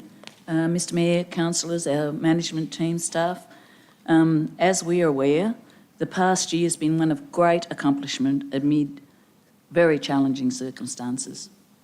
Council works with all levels of government, public, private investors to ensure we have adequate infrastructure in place to support our region's communities and the economic growth that we look forward to. Each year, Council invests millions of dollars to ensure our road and drainage infrastructure is safe, efficient and sustainable. Last financial year, we maintained and improved Council's 6,593 kilometre of sealed and unsealed road network, which is actually the second longest length of road in Queensland for local governments. 162 major structures, 87 roundabouts and 577 kilometres of footpaths and cycleways. 2018 disaster recovery funding arrangements, DRFA projects, were completed, whilst the 2020 DRFA restoration works have been commenced and should almost be finished by the end of this calendar year. And one black spot funded project was completed to target road safety improvements. Our construction and maintenance teams continue to deliver exceptional levels of service, effectively managing an extensive works program for the region, with services predominantly undertaken by a day labour workforce. Council has invested more than $37 million renewing and maintaining sealed and unsealed roads across our region. We delivered 14 major road infrastructure projects, including the $2.7 million John Darien St Ruth Road upgrade and the next stage of the Bonjean Road upgrade, and the Bowenville-Moola Road upgrade, which services the highly productive area of 11 feedlots in that area where large heavy vehicles share the road with school buses, so road safety as well as good access is most important. Major works were undertaken on Old Homebush Road and Drayton Wellcamp Road, and the Mary MacKillop Stormwater Project at Highfields was completed. The Russell Street refresh is well underway, with major works undertaken on the northern side of Russell Street between Victoria and Ruthven Streets. Delivery of this project is a key outcome of the Toowoomba City Master Plan. This year, 32% of Council's capital program was delivered through project services, with all projects delivered across Council within budget and on time. Project services continue to provide high-level project management and contract administration services for all areas of Council-managed projects, and those delivered by external providers. Our branch also continues to work closely with the Australian Rail Track Corporation on the Inland Rail Interface Program. Council received a highly commended award for Stage 1 and Stage 2 of the Empire Theatre refurbishments from the Institute of Public Works Engineering Australia Queensland branch. This is just one of the many moments through the 2020 to 21 financial year. In May this year, Council proudly took ownership of a new fleet of water trucks as part of a $13.6 million annual fleet replacement program. The program aims to decrease repair costs and downtime whilst providing Council with safe, fit-for-purpose vehicles and plant equipment. In the past financial year alone, as Councillor McDonald has mentioned, there's been 90% of Council's fleet replacement under that money spent locally. 90% of Council's fleet replacement budget was spent locally. Proactive management by Fleet and Logistics branch resulted in a high level of availability of vehicles, plant and fleet being achieved this year, despite the shortages that are looming, with staff completing more than 10,000 planned service and repair tasks. Thank you to our infrastructure portfolio leader, Councillor Mellissa Taylor, for your support in the last year, and I'd like to thank every single member from our General Manager down of our infrastructure services at Toowoomba Regional Council. As a team, we have achieved so much. I look forward to working in partnership with our community, with all levels of government and with local business to maintain our infrastructure and delivery projects that continue to build and shape our region for the future. I'd like to hand over to our portfolio lead, Councillor Mellissa Taylor. Thank you very much. Councillor Mellissa. Thank you, Mayor. Thank you, Councillor Carol Taylor. Safe roads, bridges, footpaths, cycleways and aerodromes connect people, improve livability and promote economic growth across our region. Sustainable transport is about making the best use of our infrastructure assets to serve the needs of our region, with Council investing in projects to reduce travel times and improve the overall safety and efficiency of our transport system. During the past year, we progressed our bus stop renewal program. Council and the State Government provided joint funding to upgrade 10 bus stops across Toowoomba in 2020 and 2021. These urban bus stop upgrades were funded under the Passenger Transport Accessible Infrastructure Program, an annual program of state government funding, assistance to local governments towards upgrading existing public transport facilities to meet modern accessibility standards. Importantly, Council is on track to meet 100% disability standard compliance for all its urban and long-distance bus stops by the end of 2022.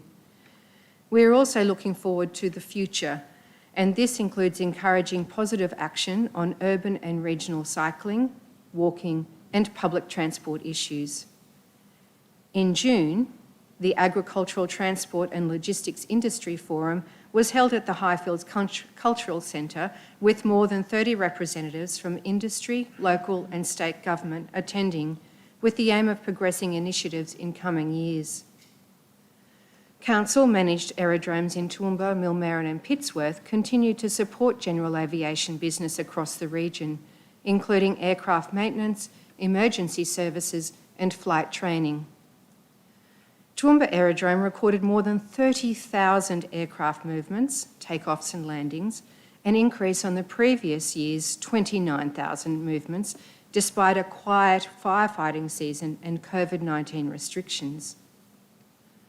Over the past year, Council continued to invest in parking options to meet the current and future needs of motorists. In line with the Toowoomba City Centre parking strategy, we progressed the development of new smart parking technology across the Toowoomba CBD parking precinct, enabling Council to better manage parking needs. Smart technology will allow motorists to plan trips more efficiently, which will improve traffic flow and reduce congestion around town. Throughout the centre, Council also progressed the renewal of assets, investing in replacing single-head parking meters and the replacement and upgrade of existing car parking machines to pay and display machines. Our region is vibrant and dynamic and continues to flourish and grow despite the economic and social challenges of the past year. Investing in key infrastructure and assets now means we can plan for future growth and sustain the lifestyle and culture we hold so dear for generations to come.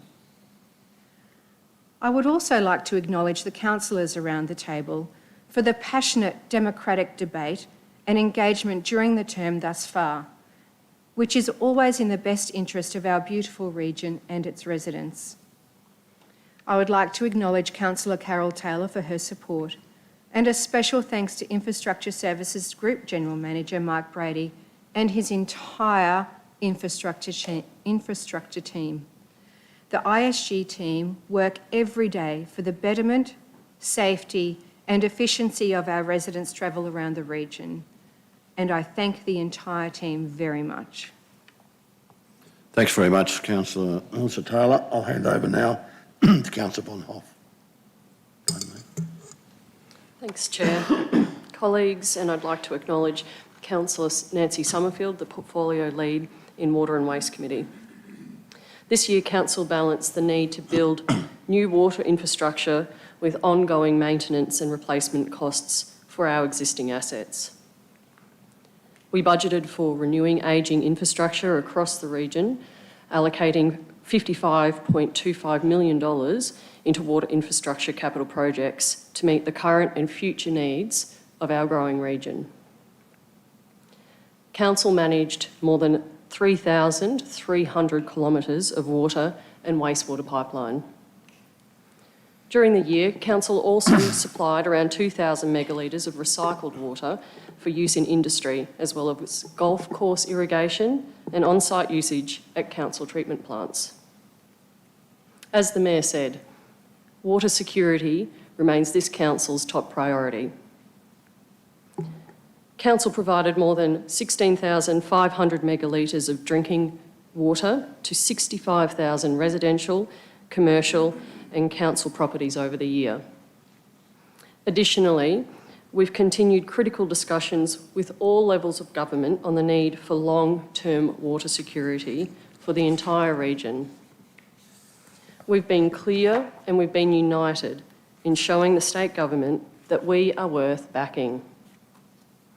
I look forward to receiving the Darling Downs water assessment and commend the state government for expediting this holistic approach.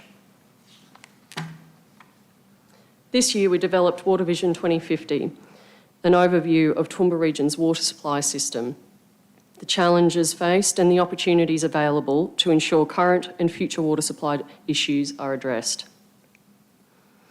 We're also undertaking ongoing investigations, planning and works for Clifton and the southern area water supply catchments.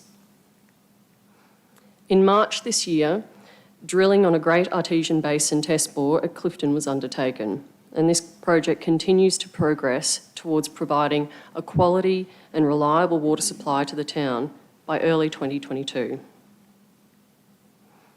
Other projects included upgrades to the Meringandan West trunk water mains, the Gowrie Creek trunk sewer upgrade, and the Mount Kynoch water treatment plant stage 4 enhancements. That's very important work.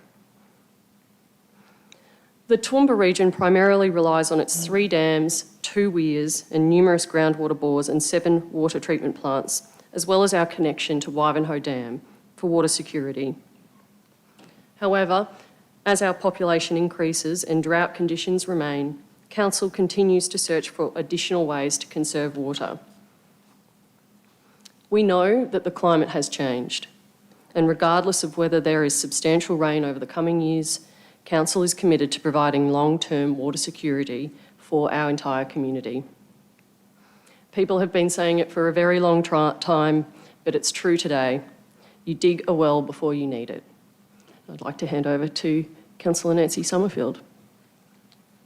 Thank you, Councillor Rebecca, and I couldn't agree more about digging that well, and I couldn't help but mention Emu Creek Dam on that matter. It's been a great year, big year last year. All things considered, I think we've achieved a lot. And water and waste management play an extraordinary part in every single person's life, every single day. So it is important that Council gets it right. Efficient waste management is essential now and into the future.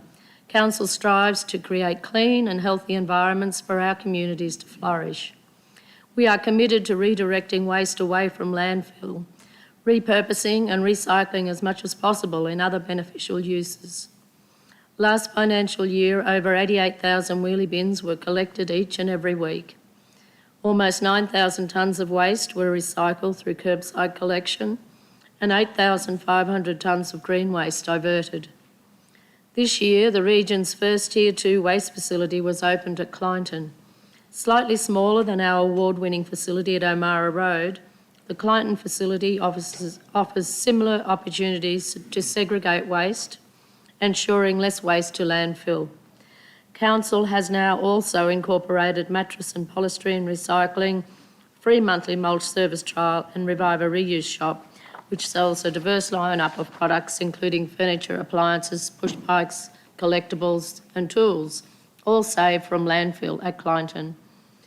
Plans for the new Yarraman Tier 4 waste management facility have also advanced with a development application lodged to build on the existing landfill site.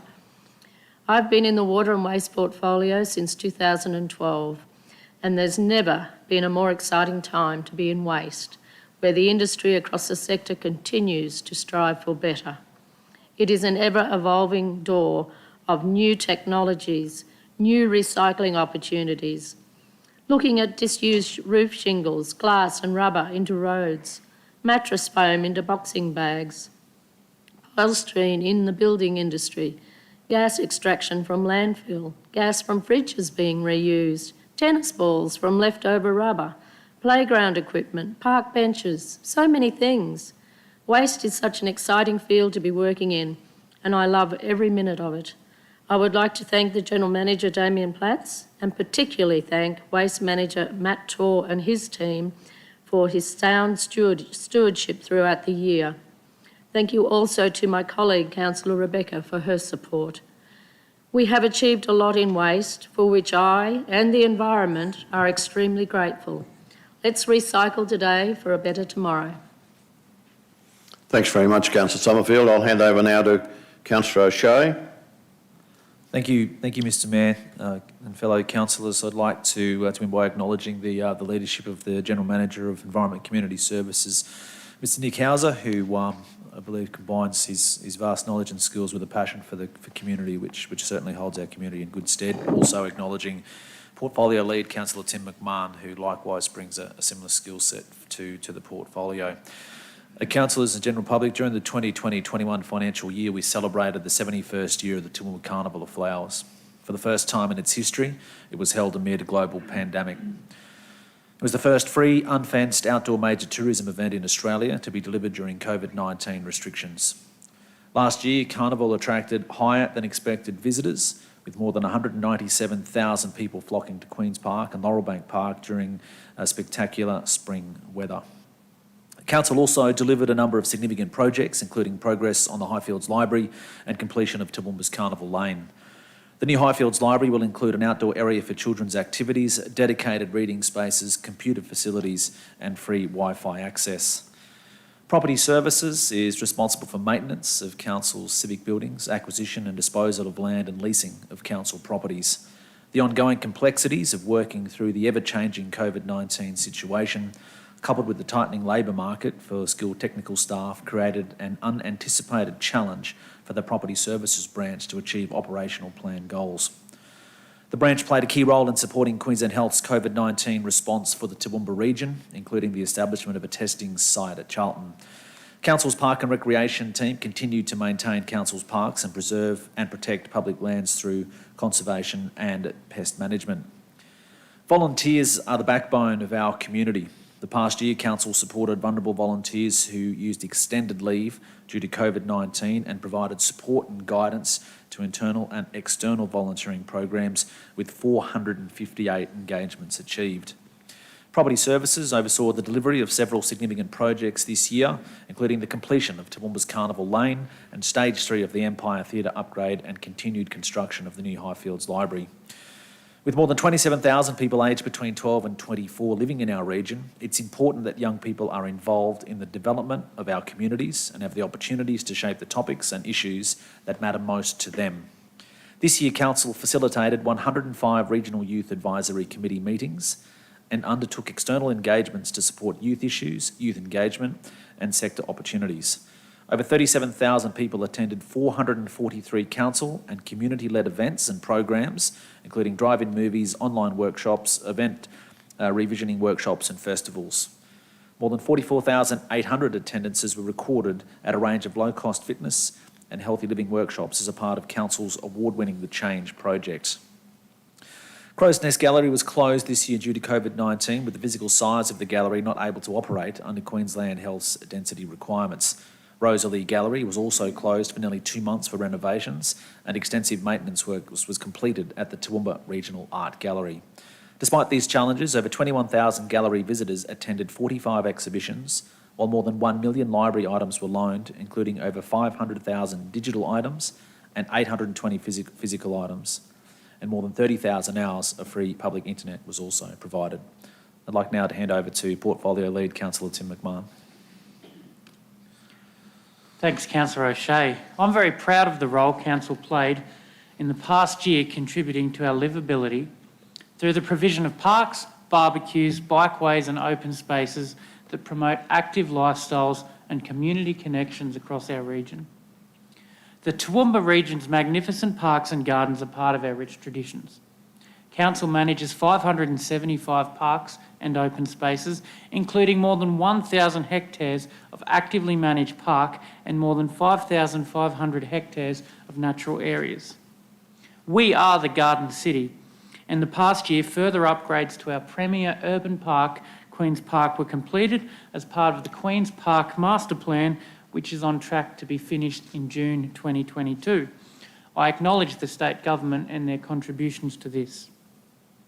We love trees, and I'm very proud to report that this past year we have planted more than 2,600 new trees, above a target of 2,500 across the region as part of Planet Ark's National Tree Day and our annual program to increase the region's urban forest populations.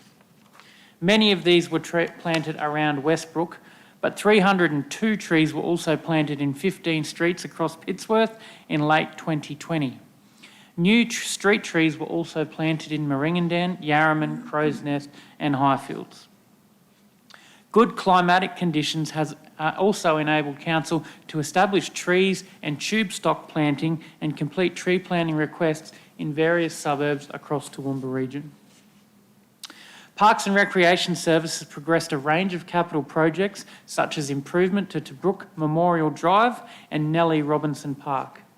A major upgrade to Obbs Park in Wairima was also completed, delivering a greater improved recreational space for the community. I look forward to seeing new projects such as Pioneer Park at Goombungee started soon. During the year, 26 sport and recreation groups across the region shared in $350,000 of grants to upgrade facilities and increase equitable participation in sports and recreation activities. Such clubs included the Pittsworth Golf Club, Toowoomba Cricket Club and the Kabala Pony Club, to name a few. Every year, Council supports an annual coordinated agency operation where a range of government and community-based organisations work together to protect our community from the risk of bushfires. Prescribed fuel reduction burns constructed ahead of the fire season play a very important role in alleviating risk and form only one part of an overarching mitigation plan concerning bushfires. In the 2020 to 21 financial year, Council undertook 10 fire reduction burns in various locations, including Prince Henry Heights, Redwood and Jubilee Park and the South Ruthven Reserve. A primary goal for Council is to improve the health of our region by encouraging the community to remain more active. I commend the work of the Change Program and its continued work throughout Toowoomba region. Council operates 13 libraries and 4 art galleries. This financial year saw healthy attendance with about 1 million items loaned, comprising about 505,000 digital items and 820,000 physical items. When the COVID-19 pandemic first emerged, like most services throughout Council, the region's libraries were heavily affected. With all libraries temporarily closed, staff worked hard to achieve as much content available online and to promote the use of this service to the community. While there is still an essential place for the physical lending of books, magazines, DVDs and other resources, the future of libraries points to a growing popularity of e-resources and transformation in this area as a whole. Our staff attended regional shows and industry events when possible to help increase awareness and ways in which everyone can play a part in controlling invasive pests and weeds.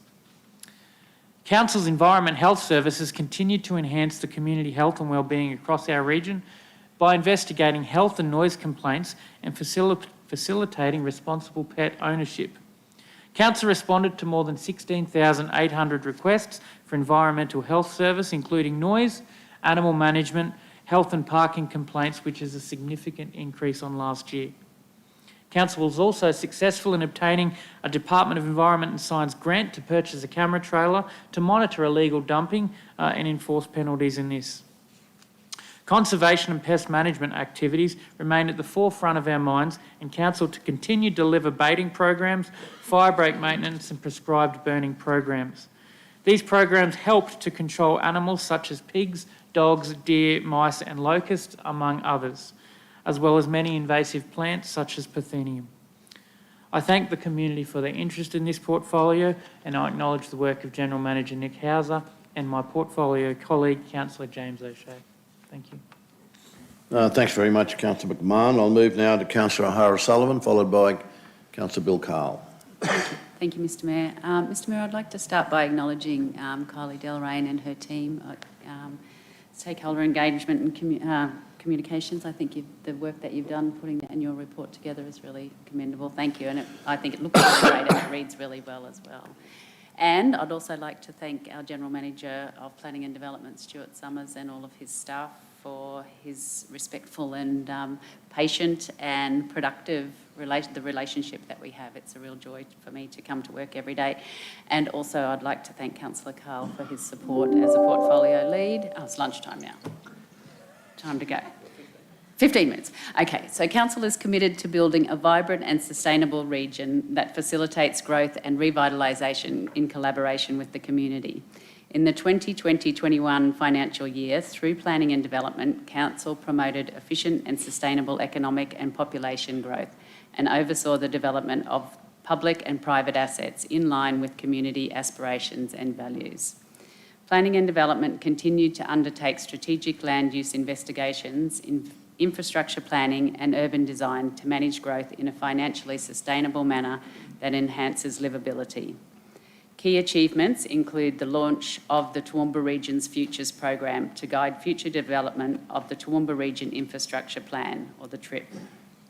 The plan will guide us on questions such as how will our projected population increase over the next 30 years be housed and serviced within the region's urban framework? What infrastructure is needed? How will this development be balanced against protecting key considerations such as heritage and environmental issues and protection of amenity within the region's existing neighbourhoods? The planning scheme affects all developments in the Toowoomba region, and it is therefore important that we hear from property owners, developers, business owners, or anyone who wants to play a role in shaping the future of their street, neighbourhood or town. The planning scheme should recognise and reflect the differences that need to be applied when assessing regulation of development in the Greater Toowoomba and the rest of the region.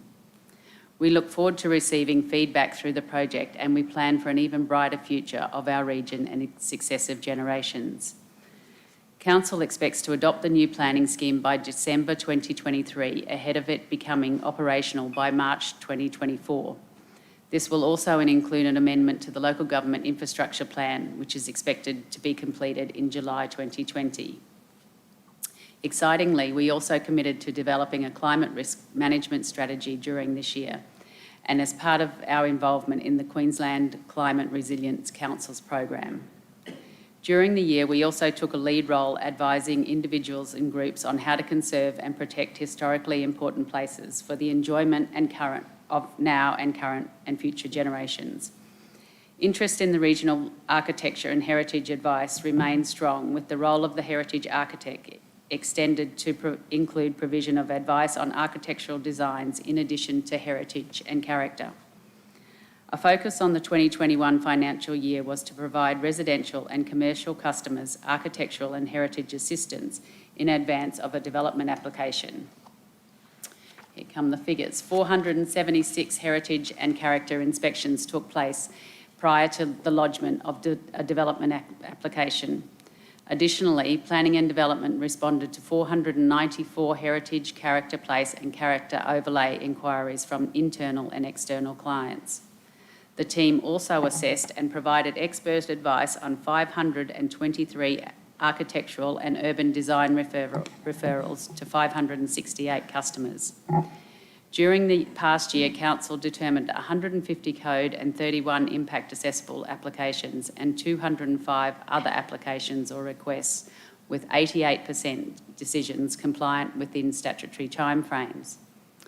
We received an eye-watering 214 pre-lodgement meeting requests and conducted 151 pre-lodgement meetings at no charge. Technical advice officers responded to an even more eye-watering 7,175 inquiries, including phone, email, counter applications and customer service requests. As the Chair of Planning and Development, I am satisfied with the diversity of development applications received by Council and our approval of new residential developments within the region's urban areas. Our region is growing, and I believe that we are managing urban growth in a sustainable way. And I'll hand over to Portfolio Lead, Councillor Cahill. Thanks, Councillor Megan. Short and sweet, lucky last. I think we all know that our our region is evolving, and I think we're well aware of our towns and our city evolving, and that's a reason for us to be all involved together to create a sustainable vision for our region. In 2021 financial year, the Planning and Development Group continued to undertake strategic land use investigations, infrastructure planning and urban design to manage growth in a financially sustainable manner that enhances livability. Some of the population forecasts that have already been mentioned indicate that our region will be home to another 55,000 people over the next 30 years. To plan for this growth, this year Strategic Planning and Development worked with the community to launch the Toowoomba Region Futures program to realise the shared vision for the future. A 4.5-year project, this will deliver a growth plan providing clear and coordinated approaches to guide population and employment growth. A new Toowoomba Region planning scheme and a Toowoomba Region infrastructure plan. Another highlight was that we provided in excess of $30,000 to promote economic growth in the regional centres through community economic development grants. Recipients included the Oakey Chamber of Commerce Incorporated, the Clifton Bowls Club and the Crow's Nest District and Tourist Progress Association Incorporated. Over the past 12 months, Council also continued its 10-year review of the Toowoomba City Master Plan, with Council encouraging residents to get involved in the conversation that will help compile community priorities for the next 10 years of the plan. Through online events and management, or engagement, should I say, residents across the region are able to contribute feedback and ideas for the future of the Toowoomba City Centre. The private sector demonstrated significant confidence in the city and the region, which was demonstrated through major investment in new developments and renewal projects.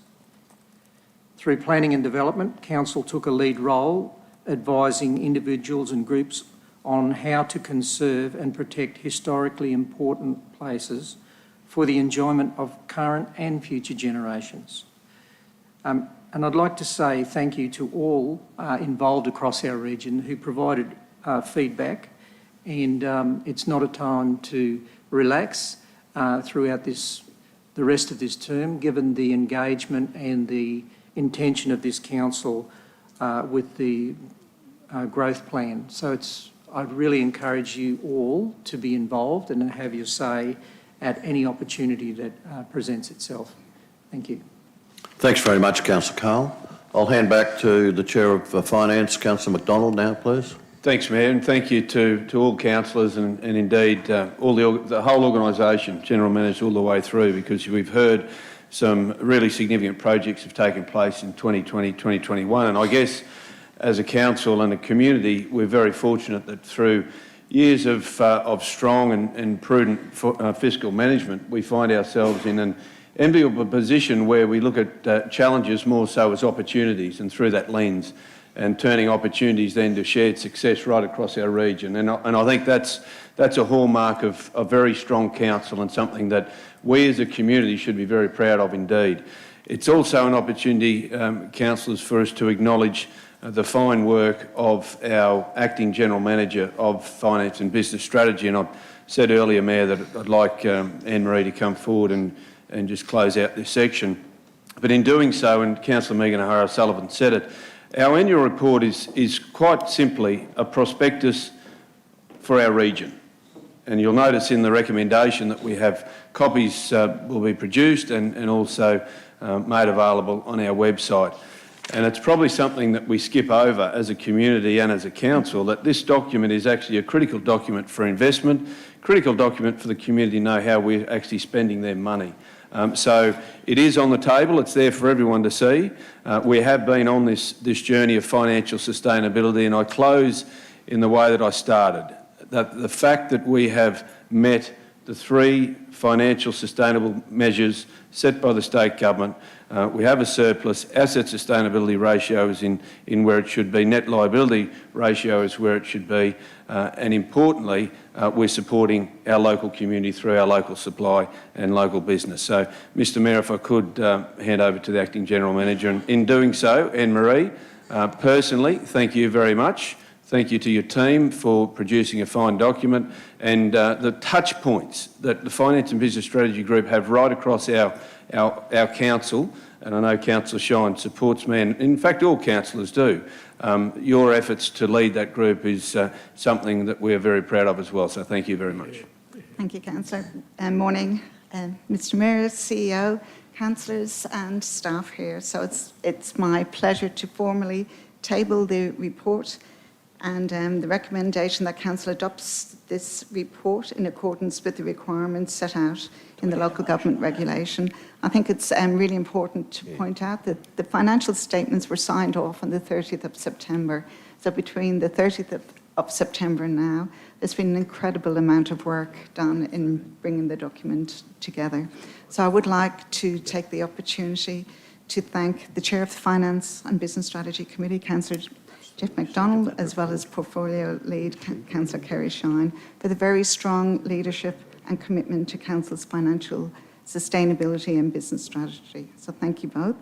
A very special thank you to Kylie, Brendan, and especially to Julia Baker, who have put in an enormous amount of work over the last few months to go through the corporate plan, looking for the achievements of all our groups across the 12 months to bring it forward into the document. A thank you to Robin Gray, who has led the audit of the financial statements and including the controlled entities and that consolidated document. A lot of work. This report has required months of work across the whole organisation. Tremendous collaboration, and I'd just like to thank everyone and congratulations for a job really well done. So thank you.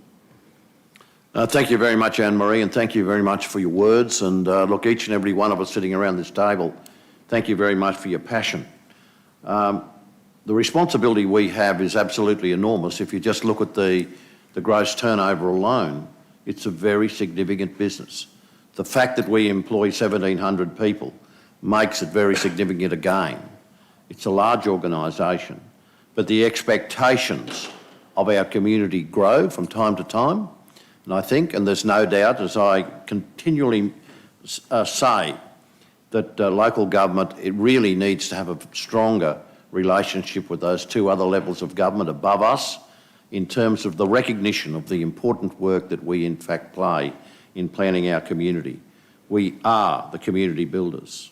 There's no doubt that there's been some great stuff happening, and I don't want to single out too much, but the local procurement thing that's happening, the clear decision of this council to go hard on local procurement, I think is great. The way we're moving in the area of waste, collectively we're moving, and there are collective groups of people working hard. There may be potential investment there and jobs in this Toowoomba area as we go forward and manage waste. So look, thank you very much to our staff, to our senior staff, in fact to all of our staff. There's no doubt there's a defined line between strategic and operational. We set the plan and the operational section of this council delivers it. And to each and every one of those, can I thank them very much. Councillors, you now have a motion before you that council adopts the 2020-21 annual report in accordance with the requirements set out in the local government regulations of 2012. Second point, that a limited number of printed copies of the report be made available to the public at no cost and a digital version be available on Council's website. Do I have a mover, please? Happy to move. Councillor McDonald has moved that. Seconder, please. Councillor McMahon. Those in favour? That's carried. Councillors, thanks very much for your discipline. I think I can hear the 12 o'clock bells ringing. That was a request that was made of me by the media team. So would someone like to move that we adjourn for lunch? Councillor Shine and Councillor Vonhoff. Those in favour? That's carried. Thank you very much. 45 minutes. Good.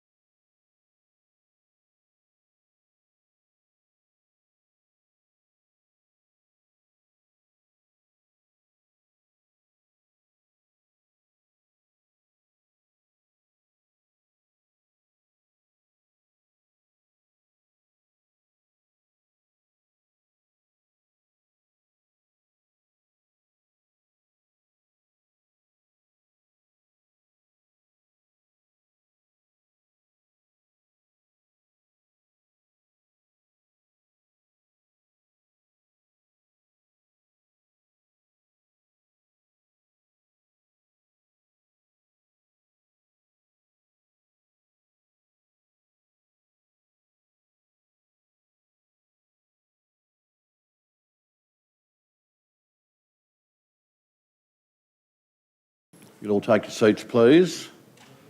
And we'll move then initially to item 8.2, which is the report from the Water and Waste Committee. There was one matter that was dealt with there, and that was the smart meter contract, the awarding of that. Would someone like to move the receipt of the Water and Wastewater Committee report?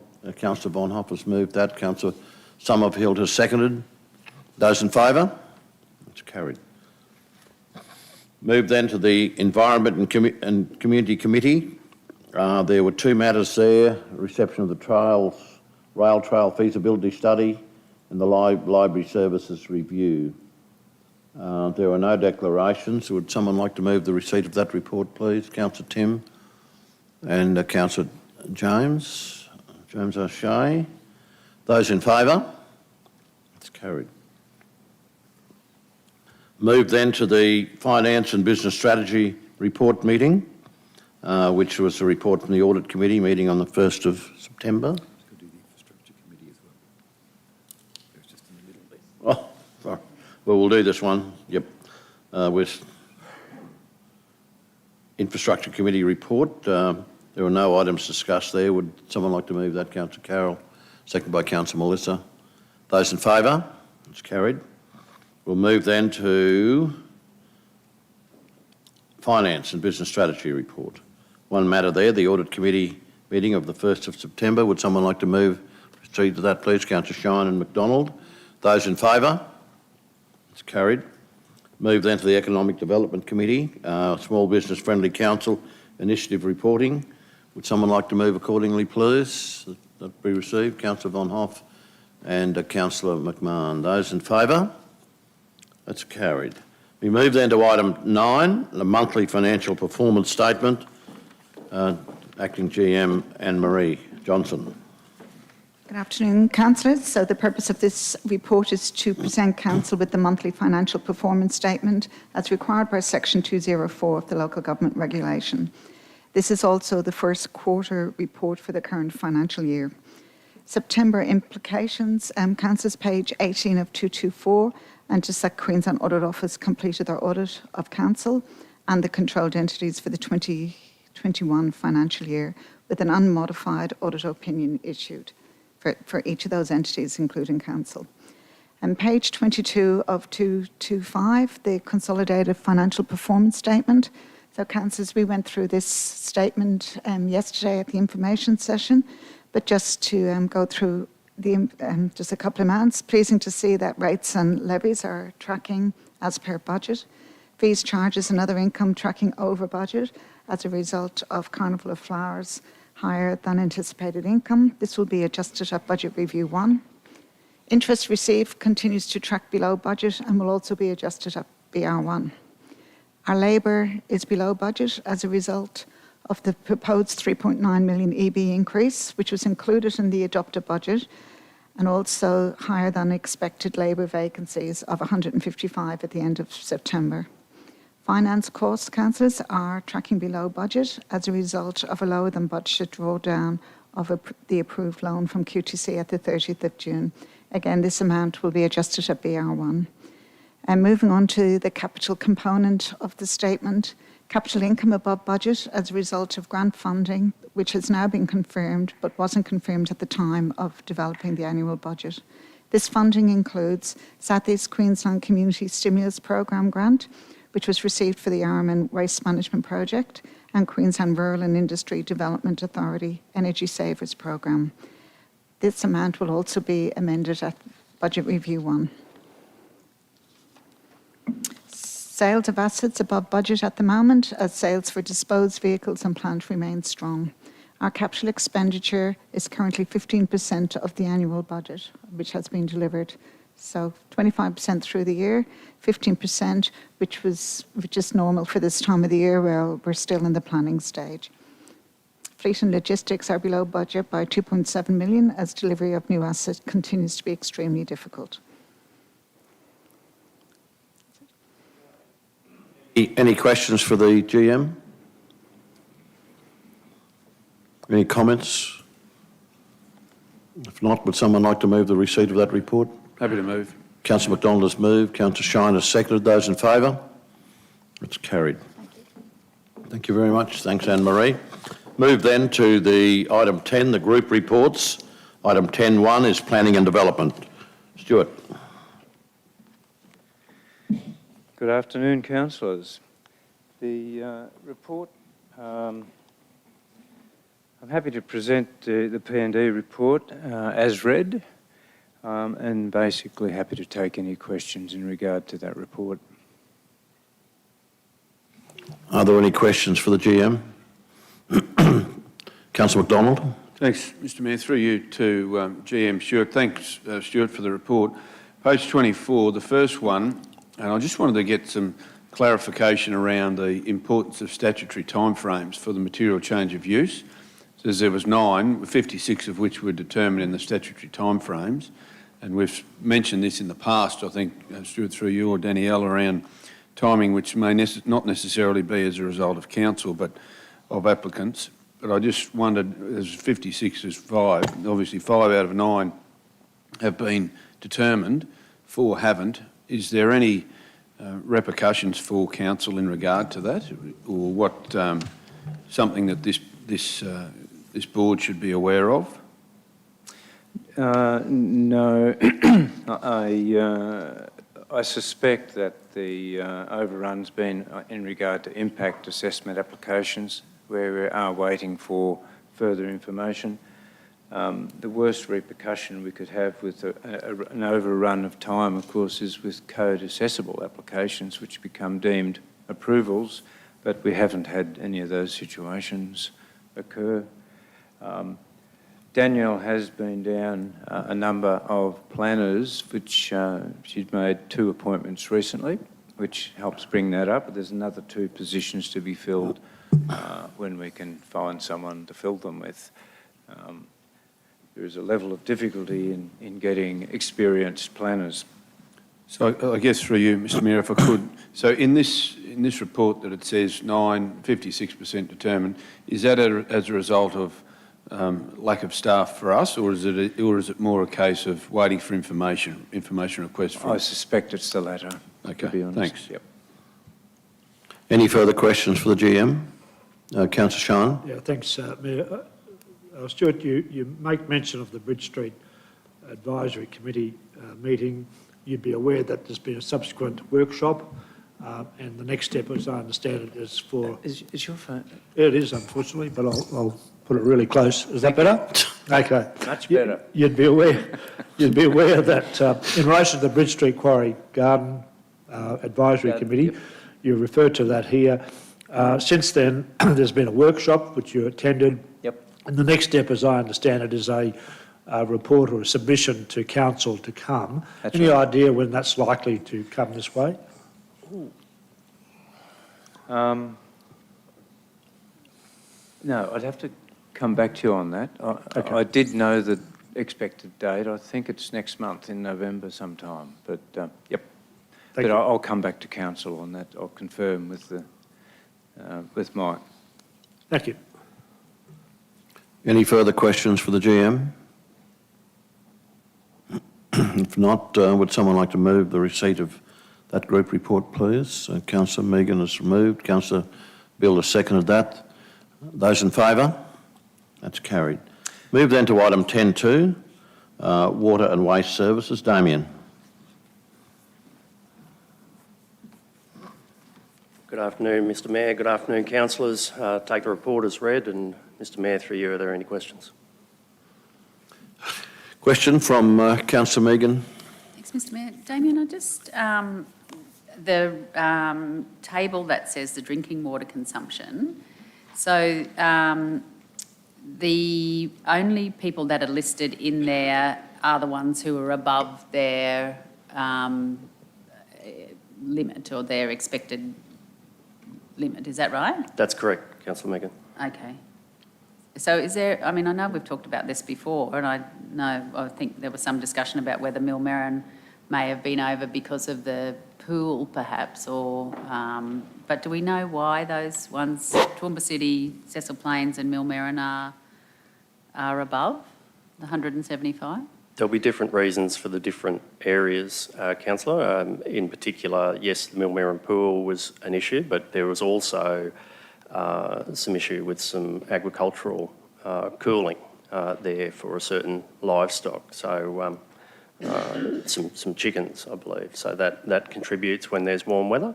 That's certainly Millmerran. I'm not sure of the root cause reason for Cecil Plains or the Toowoomba bulk at the moment. I can take that as a question on notice. Thanks, Damien. Yeah, it may be a good question on notice. This is not the first time that question has been asked and a similar answer has been given. I think there's a connection with one of the major poultry farms out there to the water, and the water that use might vary from time to time. Councillor Rebecca? Are you right? Yes, thank you. Yeah. Thank you, Chair. I also wanted to talk about that table, and I note that the 12-month averages that Millmerran and Cecil Plains have been coming in under the restriction targets, and Toowoomba City has been 3 litres per person per day above it. So it seems like a fairly recent change in those water habits. Is that fair to say, through you, Chair, to the General Manager? Or Quite a bit of it is weather related. So when there is warm weather, as the Mayor suggested, with those agricultural areas, in order to keep the animals at a reasonable temperature after a certain amount of heat, yes, it is temperature related. So as you say, it is some seasonality in there. yeah, I mean, the 12 months I would have taken into account. Yes, it would. The summer and the hot weather previously. Yes, it would. Thanks. Okay. Any further questions for the GM? Councillor Nancy, then Councillor Tim. Thank you, Chair, and I agree with you. I think we need to have further discussion on that one.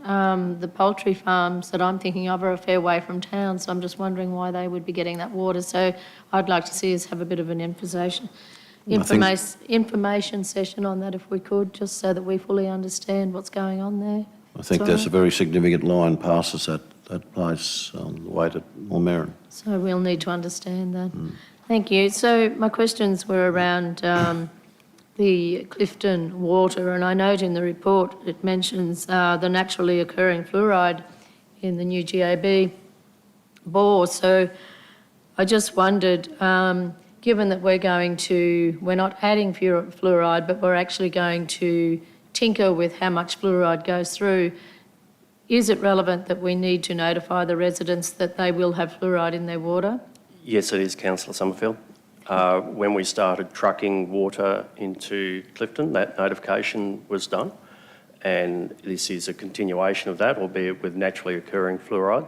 It will be within a range below the ADWG, Australian Drinking Water Guidelines limits, but there will be a positive health effect from the level of fluoride which will be in the water naturally occurring. Yeah, okay, so we will have to notify them when we connect them? We are using... Sorry, Councillor. No, that's what I was asking. We are, through this group report, believing that we're continuing to notify the good people of Clifton that they are going to continue to receive fluoridated water once the water treatment plant is online at the end of February 2022. Yeah, I imagine there's probably only one person in Clifton who would actually read this report, if any, so we'd have to consider that. So when reading that, it got me thinking, Damien, about the RO plant.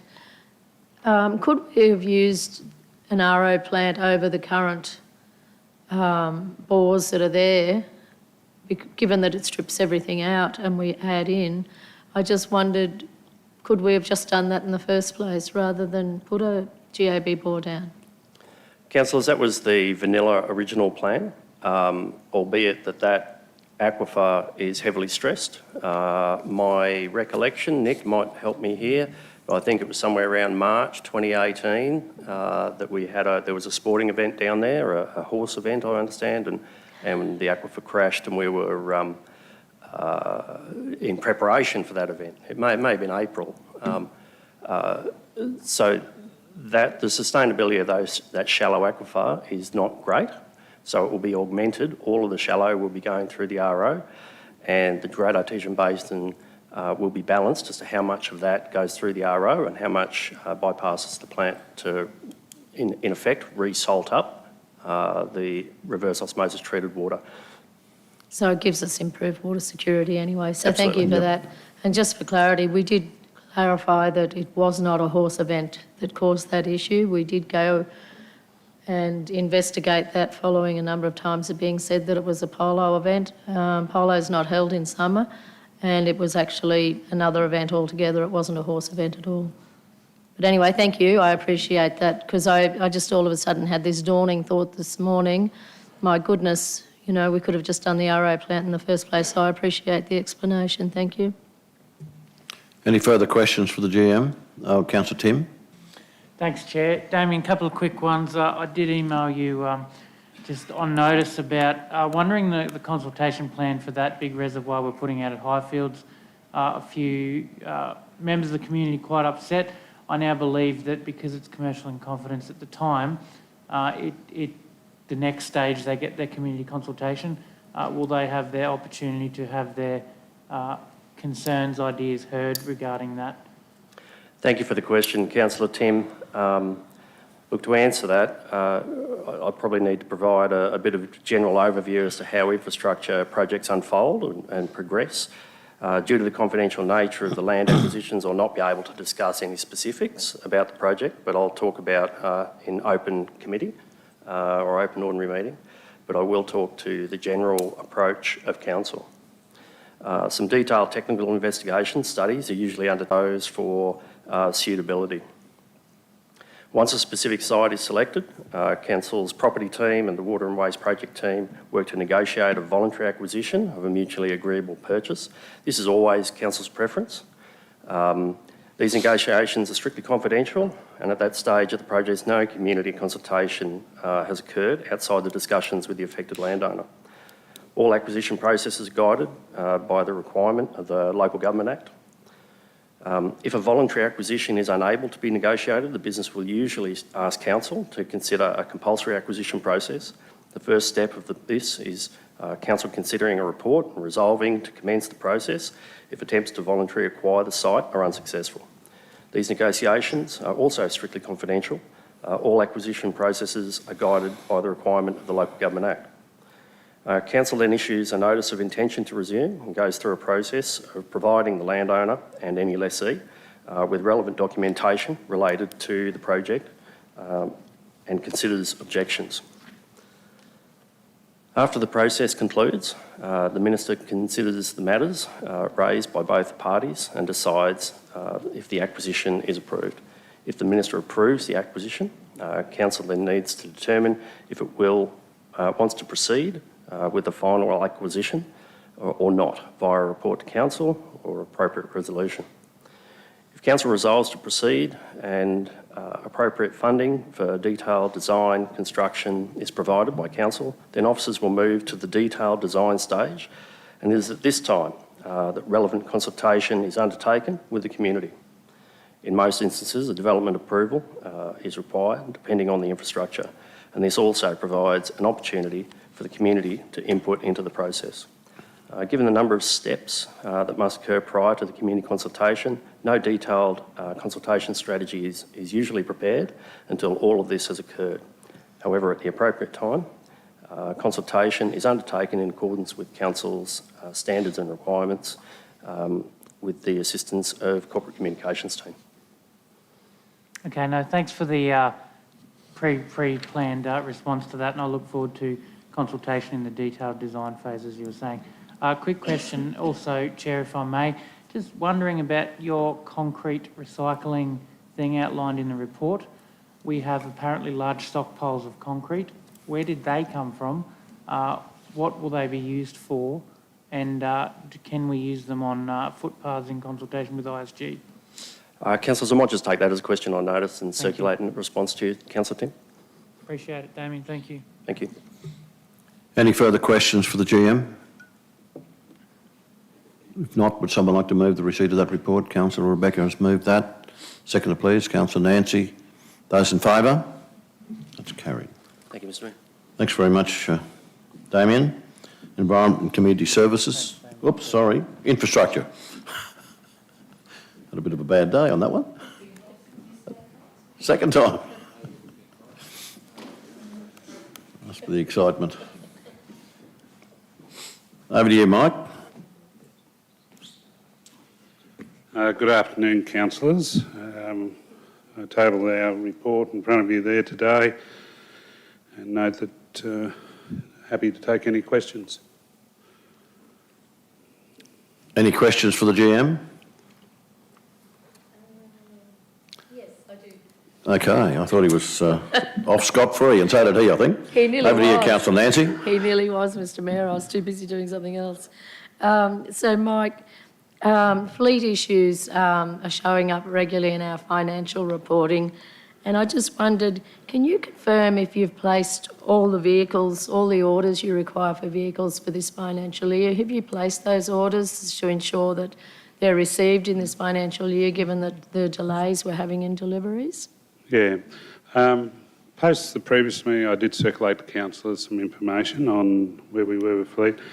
As of the end of September, I think we're in the order of about 70% has been ordered, and the final planned fleet, the next 30% is planned to be fully ordered by this side of Christmas.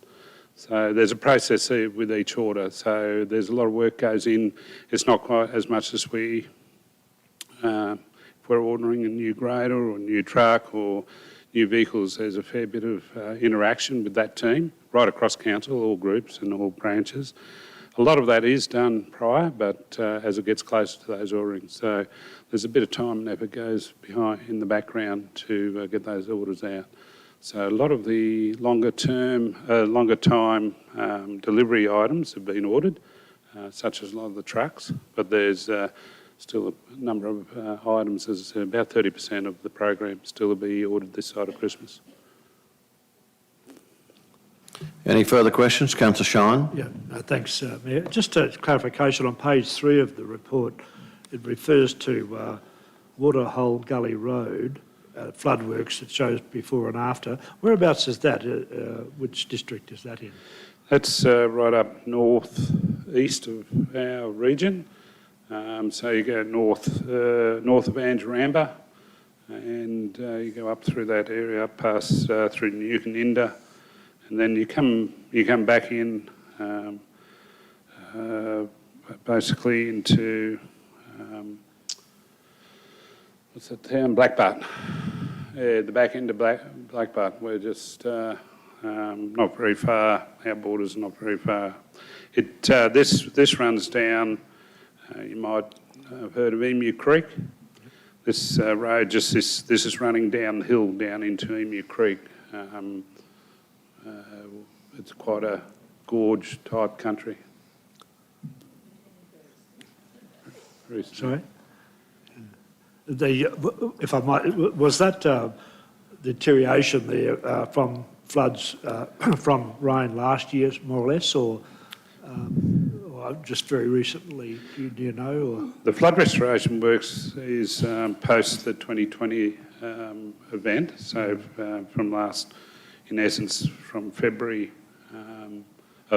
March last year. Yep. So this just gives you an indication. So yeah, it takes to get around to everything across the region. So the roads are made trafficable, and after that we come back and do a bit more heavy, in this case, heavy grading and resheeting. It's a fairly ongoing process, I suppose. It is, yeah. Thank you. Any further questions for the GM? Councillor Mellissa. Thank you, Mayor. Thank you, Mark, for the report. But I just want to congratulate you and the team on last week's awards. Congratulations. So last week was the Institute of Public Works Engineering Australasia in Queensland, and the team won several awards, including the project of the year for between $10 and $20 million for the Clinton Waste facility. And yeah, I just wanted to say congratulations. It was a great achievement for the team, so well done. Thank you, Councillor. The plan is, certainly I had some plans that they would be brought in this morning, but they didn't work. And I think prior to the November meeting, we might bring them in and make something a bit special of that, because that'd be great. the awards they've won, and Councillor Carroll has given me a very good briefing on it, something that we all ought to collectively be very proud of. Absolutely. Because it manifests itself in better infrastructure in our area. Would you like to say a few Thank you, words, Mr Carol? Mayor. I would. We won the 2 individual awards that we put up for, one for a C&M and one for project management, and we had 5. We've had 5 successes, and Mike, our general manager, had a big team up there, which was, they were all there. The 2 big projects, we've got 2 awards for the Client and Waste Facility and for the Charlton Depot, and they were both then eligible for the Project of the Year, which they did really well in, except they were beaten by Kingsford Smith Drubb, which is a huge project. So very proud to be up there with them. And also I might mention that one of our generator program presented the winning junior paper there at the conference. So Lucinda, so that was very good. And each of those 4 young people that presented on the day of those papers were all USQ students, which is another little, feather in our cap for our own university here. So, yes, Mr Mayor, we did talk about bringing them in today. I didn't realise they would all be here, so we possibly could have, but we'll do it next month, and I think it's appropriate that this council and this community as a whole recognise, as I've said so many times, council delivers infrastructure not to win awards. We deliver good infrastructure because it improves our community's life, because it's necessary, and money's always short. So we know they're good projects, but to be recognised by our peers in a forum such as this is absolutely telling our community that this infrastructure is absolutely cutting edge and it's well delivered. So makes us all feel very proud. Thank you. Yep, absolutely. And of course, to see those young people presenting, that's part of their pathway in life. That's part of improving the situation. I think we ought to be justly proud that we've got those scholarships where people come through. We've got those opportunities for people to build their careers here. And if I might add to that, Mr Mayor, every one of them in their acceptance speech spoke so well of this council and the councillors and others, and it was just very much an honour to be there with them. Thank you. Well, let's be prepared for the November meeting, when I think we should honour those people, and we'll do it in some special way. Any other questions for the GM? If not, would someone like to move the receipt of that report? Councillor Carroll, Councillor Mellissa. Those in favour? Thank you, councillors. Thank you. Righto, Nick, after one false start, you're on.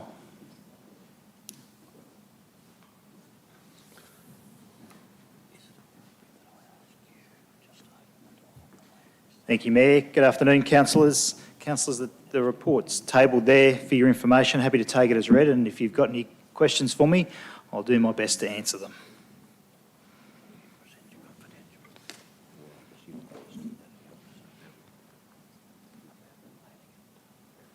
Sorry, mate. We're just I'm ready for questions. We're getting a little bit ahead of ourselves here. Any questions in respect to it? Councillor Rebecca. Thank you, Chair. Through you. Thanks, Nick. How good is this new way we're doing things? Tabling the reports as read and then asking questions. We're flying through. I've got 2, if I might, Chair. The first is about Milne Bay and an update. I see on the last page of your report you still have that completion date of mid-October. How are we looking, Nick? To the best of my knowledge, that's still on track. I haven't had any updates to suggest to me that it's in jeopardy, so I'm happy to just double check that, and if there's any difference to the expected timeframes, we'll communicate that. Okay, great, Thank you. And then the other one, Chair, was about the libraries. And Nick, if you could give us an update about how all of the COVID requirements are still affecting things. Has that eased at all? Is that on the horizon at all? Or is it just what we can expect is what we've had for the last 18 months and we should be planning for that for the future? Where are we at with all of that, please? Good question. So at the moment, libraries are still a restricted business in accordance with the Queensland Health Guidelines. So we do have some restrictions on us, and those restrictions that probably have the biggest impact around our programs are restrictions around the number of people who can attend physical spaces, so allowing one person per 4 square metres, or I think that's where it's at the moment, but I'm not 100% sure. So that does impact the capacity of some of our programs, but we are introducing, re-providing more and more of those programs. So now we're in the 4th term of the school, the 4th quarter of the year, and some additional programs have been are starting. We've got libraries opening up for additional hours too shortly, so we're going through the process of recruiting and re-engaging staff so that we've got the capacity to do that. So that's in the very near horizon. So hopefully I have a bit more to report on about that next month too. So Chair, is it something that we expect the state government is going to be reviewing, and they could change it, just like, you know, hairdressing requirements might change or bar requirements might change? It might also be that libraries change. We just have to cross our fingers. Yeah, correct. I'm not sure that we can predict it at this stage. I guess eventually we'll get back to normal. Yeah. Like I said, the main constraint or restriction for us is around the actual capacity, the physical capacity to have numbers and cap those that can attend our program. So it'd be pretty simple to extend those caps. So if we go from being at 75% capacity back to 100% capacity, we can just accept more bookings. And at the moment, I think that people are having to register to attend various programs. So I'm not sure if we're knocking any or many back, but you certainly have to register in advance. Okay. Thank you very much. Any further questions for the GM? If not, would someone like to move? Councillor Tim has moved, Councillor James has seconded, that the report be received. Thank you very much. Right. Those in favour? Sorry? Oh, those in favour. Just a bit of assumption there, but anyhow, we got through it. I assumed the right thing, apparently. Thank you. Anne-Marie.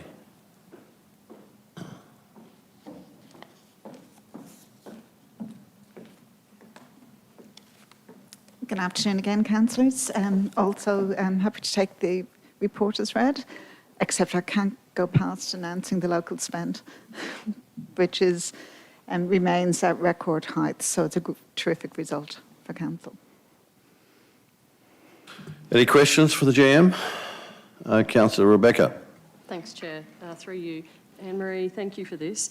I'm looking at page 2 of 3 of your report, the permanent staff turnover rate. For the month, it climbed up a little bit to 16.91%. So if we're thinking about trends, the trend is not our friend in this instance. Can you speak to that at all? Do you hope for a reversal in that? Yes, I certainly hope for a reversal. We are conducting workshops, team workshops and values workshops with maximum engagement with every single one of our employees over the coming months, starting next week, I believe. That's an opportunity for all our staff to talk with the CEO and Rosita, our new executive manager, people, culture and engagement. So we're very much aware that we haven't got the engagement that we would want, and our staff surveys have certainly indicated that. But I can assure councillors that we are working on it and working on how to improve that. Any further questions? Councillor Megan, then Councillor Jeffrey. Anne-Marie, in the first table of the report where it says, as a result, the advertising sales rate for September was 2,107,000. You know, with that figure. What does that mean? What does the advertising sales rate mean? It is the equivalent dollar value for the promotion that we receive. Oh, I see. Yes. Okay. So how many times it's been mentioned? So we haven't spent, yes. Yes. So if you had to pay for that, yes, what it would cost. Thank you. Councillor McDonald. Thanks, Mr Chair. Through you to Anne-Marie, and I guess it's preempting, but the first page of your report talking about information or ICT around a trial for field-based staff, or trial for ICT to extend their hours outside of 8 till 5. The service model, the service delivery to our internal staff.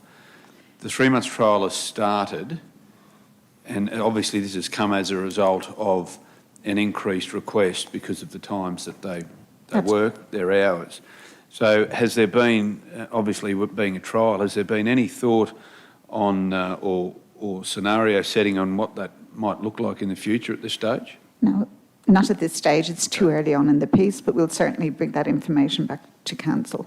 So it's just an example of reviewing our services. Yeah, and I guess the reason I raise that, Mr Mayor, is because the ICT area has predominantly brought through our operational plans additional things that they're doing right across the organisation. This is another one. So I'm just sort of, I guess, not preempting what will happen, but it seems that there is added pressures in that ICT area for council delivering right across it. Maybe that's for 3 months' time. Now, and I can assure councillors that ELT share your concerns with ensuring that our ICT is appropriately resourced. Any further questions for the GM? Councillor Nancy. Thank you, Mayor. So, Anne-Marie, thank you for your report. Just going back to the permanent staff turnover rate, because I had that highlighted as well. But the question that wasn't asked was it identified why there was such a surge? I mean, our preference is 10%, our target is 10%, which is quite a strong target, I might add. And we're up at 16.91. Was there something in the exit interviews that gave you a trigger for what was going on that we've got such an increase? And if that's confidential, that's fine. You can let us all know via email or something, but if there is something otherwise. Now, I'm happy to send an email to councillors that since over the last 2 months we have ensured that we are capturing exit interviews for every exit. That wasn't the case until recently. So we can certainly review the trends, and I'm happy to send that to councillors. Thank you, I'd appreciate that. Thank you. Any further questions for Anne-Marie? If not, would someone like to move the receipt of that report, please? Councillor Shine and McDonald. Those in favour? That's carried. Thanks very much, Anne-Marie. Well, councillors, we move then to item 11, which is the Chief Executive Officer's monthly report. I'll hand over to Brian. Good afternoon, councillors. There's 2 items I've listed in the report there. I'll take that as read and take any questions if you'd like to ask any. Any questions for Brian? Councillor Nancy. Thank you, Mayor. Thanks, Brian. Just in relation to the Warwick pipeline, Brian, I'm just a bit concerned. You know, in there it talks about the release of the 19.34 million resilience package, and I'm assuming that includes their Yallarabor and a few other things, I don't know.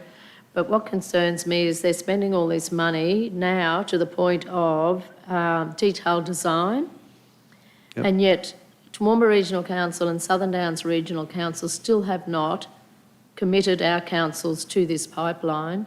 And my concern is that they're going to reach the point where we're over the edge and there's no pulling back from it without us actually making a decision. And I'd like to see the brakes put on it until such times as both councils make a decision, because Southern Downs have been quite vocal in saying they can't afford it. Well, we can't afford it either. And my concern is they've been given a lot of money for various projects down there, including their dead water in Leslie Dam, all that sort of thing.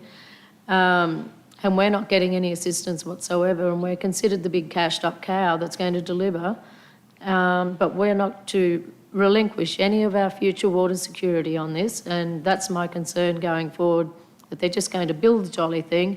There'll be no extra capacity built into our infrastructure from Wivenhoe to ensure that we have that water security nailed down, and I just am worried about the way this is being handled. Yeah, I think council has articulated that position to the state on various occasions. And they've still proceeded on the basis they are. They do have the luxury at this point in time of having water in reserve in their reservoirs at the moment, which has extended the timeline and taken that urgency off. So, but it also gives us an opportunity, I think, to, when we get that business case and has it taken into account all of those issues that we've raised time and time again, that gives us an opportunity then to consider that fundamental question about whether we are going to allow access to our water, and if so, what are those terms and conditions, which is that last point that I put into my report there. So we don't believe we have that information available to us at this point in time that would allow us to make an informed decision about what would the conditions be, and does it meet that fundamental issue that we had right from the start, saying we didn't want to cause any detrimental effect to our ratepayers, but also to the water sustainability of Toowoomba Regional Council. So there are two unanswered questions that we've been told at this point are running parallel to the design that's happening for the new pipeline. So until we have that information at hand, and our officers are working with their officers to provide them all the technical background and the logistics behind all of that, to allow them to present their business case. Until council has all of that information sitting in front of them, it's difficult, and I appreciate it's very difficult for council to make an informed decision about how they would provide access, should they provide access, and under what terms and conditions. It's very concerning. Thank you for that. And I just worry about how long it's going to take the detailed design to be done versus how long it's going to be before we get the business case, which the report mentions mid-22. If the detailed design's finished before we get that, where do they have to then wait, or are they just going to keep forging ahead before we make a decision? It just worries me, the whole timelining of it all. I think council we're in a strong point because it's accessing our water. We own that water.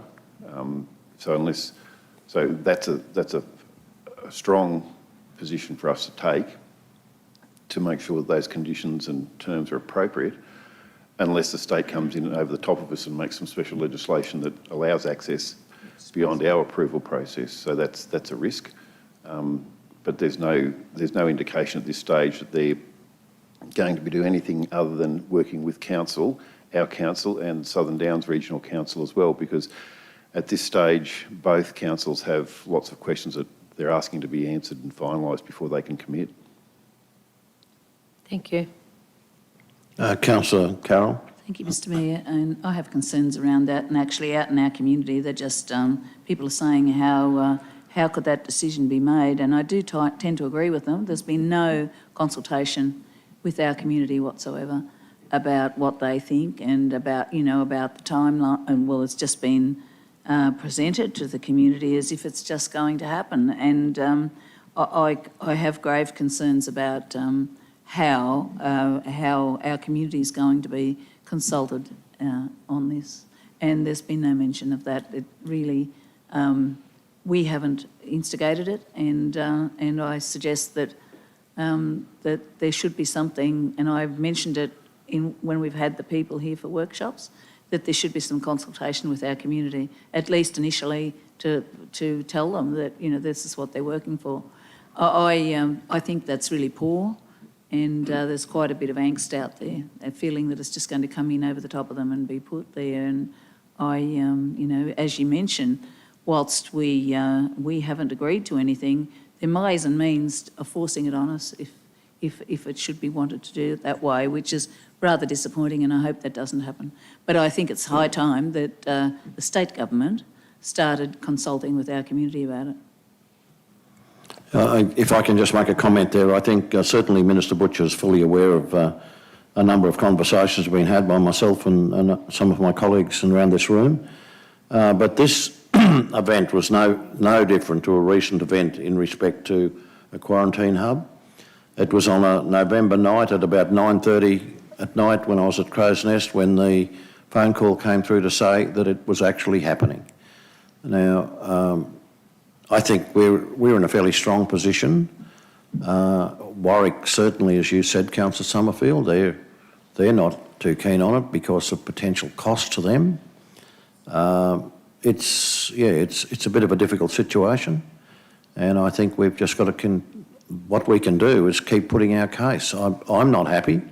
You're not happy. Nobody's happy with the way it's been rolled out, and I think there has to be a lot of answers before I'm prepared to put my put my hand up, that's for sure. But this is not the first time something like this has happened. And that's disappointing. Councillor Shine? Yeah, no, thanks. In terms of consultation, only last Monday, the lady from the department was here consulting with us as representatives of our community, no doubt. But my question is, of that 19.34 million, part of it's for the preparatory work for the proposed Toowoomba to Warwick pipeline. Is any of that coming our way or to cover our costs involved at all? Have we requested that or any discussions in relation to that transpire? My understanding is that none of that is actually covering Toowoomba Regional Council's cost in, excuse me, working through that process. Worth a request. Just on your comment before about the consultation, you will recall that they committed to trying to contact Council direct this forum in an information session on every second month, I think their commitment was. And so there's an opportunity for Council to continually present their concerns and issues at those forums as time rolls on. Any further questions? Councillor Rebecca? Thank you, Chair. Just to add to some of the comments, while I appreciate that, Brian, that is an opportunity for them to consult, the state to consult with us, and we appreciate that tremendously. We're bound by confidentiality about what's discussed in there, so the flow of information can't go out into the community. And so we have to really wait, as the Mayor said, for the state government to do that active consultation with our community to explain some of the details, and perhaps they're working through some of those details themselves. I don't know. It's something for us to consider, I suppose. Yeah. I think, in fairness, it was a knee-jerk reaction to a very difficult situation that was evolving down there. But I think the points that have been made by this council, in that we had to cart water, there's some pretty obvious unfairness. But I guess it's a matter of us working through it.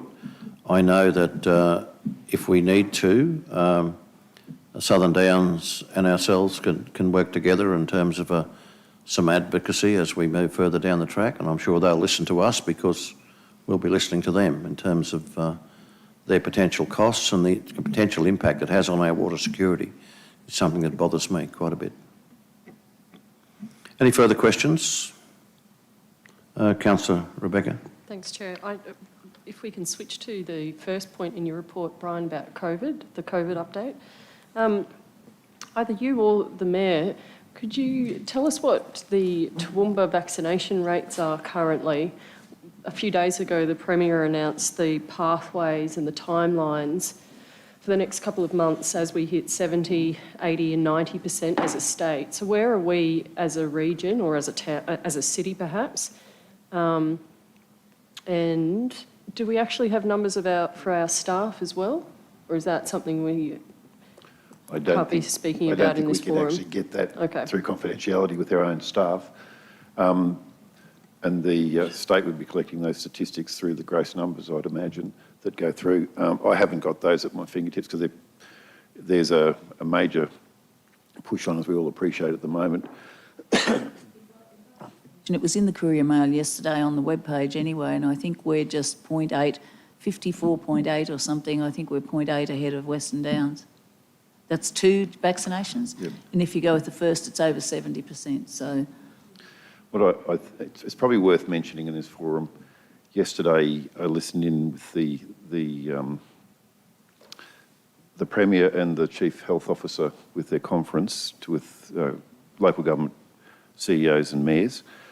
And one of the major concern that they have is this window of opportunity for people to get immunised and to have their immunity at its highest suitable level by the time those restrictions start to ease off. They mentioned yesterday you've got about 2 weeks from this point to actually start your immunisation program. So otherwise, when they're concerned that when those restrictions are eased and the borders across the states are eased, they were quite strong, basically saying we will be exposed to it across the state, and the opportunity to have full immunity by the time those exposures happen is lessening every day, and we've got basically a fortnight for people to actually start that immunisation program to do so. So we're encouraging our staff to get immunised, and I think we as leaders in the local community should be also encouraging in every instance we can people to take that opportunity as it stands, because the reality is it will be here, and those that aren't immunised will have a higher risk of having their health compromised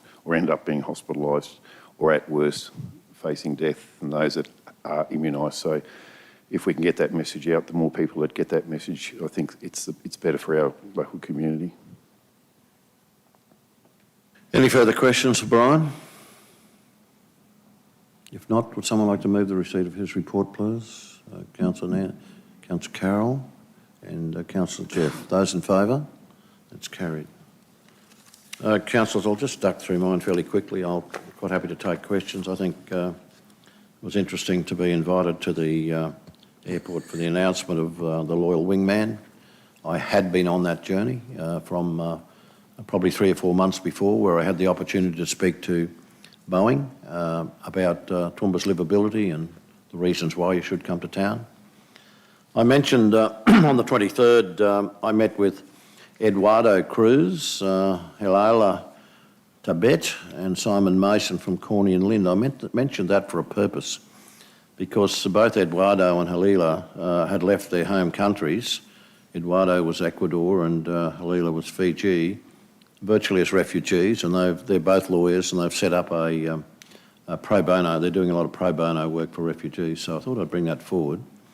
The other thing is that Scott May has taken over as president of the local RSL for quite some time now, and he's very keen to have a memorial to post-Vietnam service, and I think there's nothing wrong with that as far as we're concerned. There's our property people are working on that. Di Farmer was in town, as many of you would know, for a forum. There was a political announcement in respect to, it shouldn't have been about city deals, but it was about city deals. City deals are held in confidence, but it was about the railway parkland, which, I think we're all enthusiastic about getting some external money to service.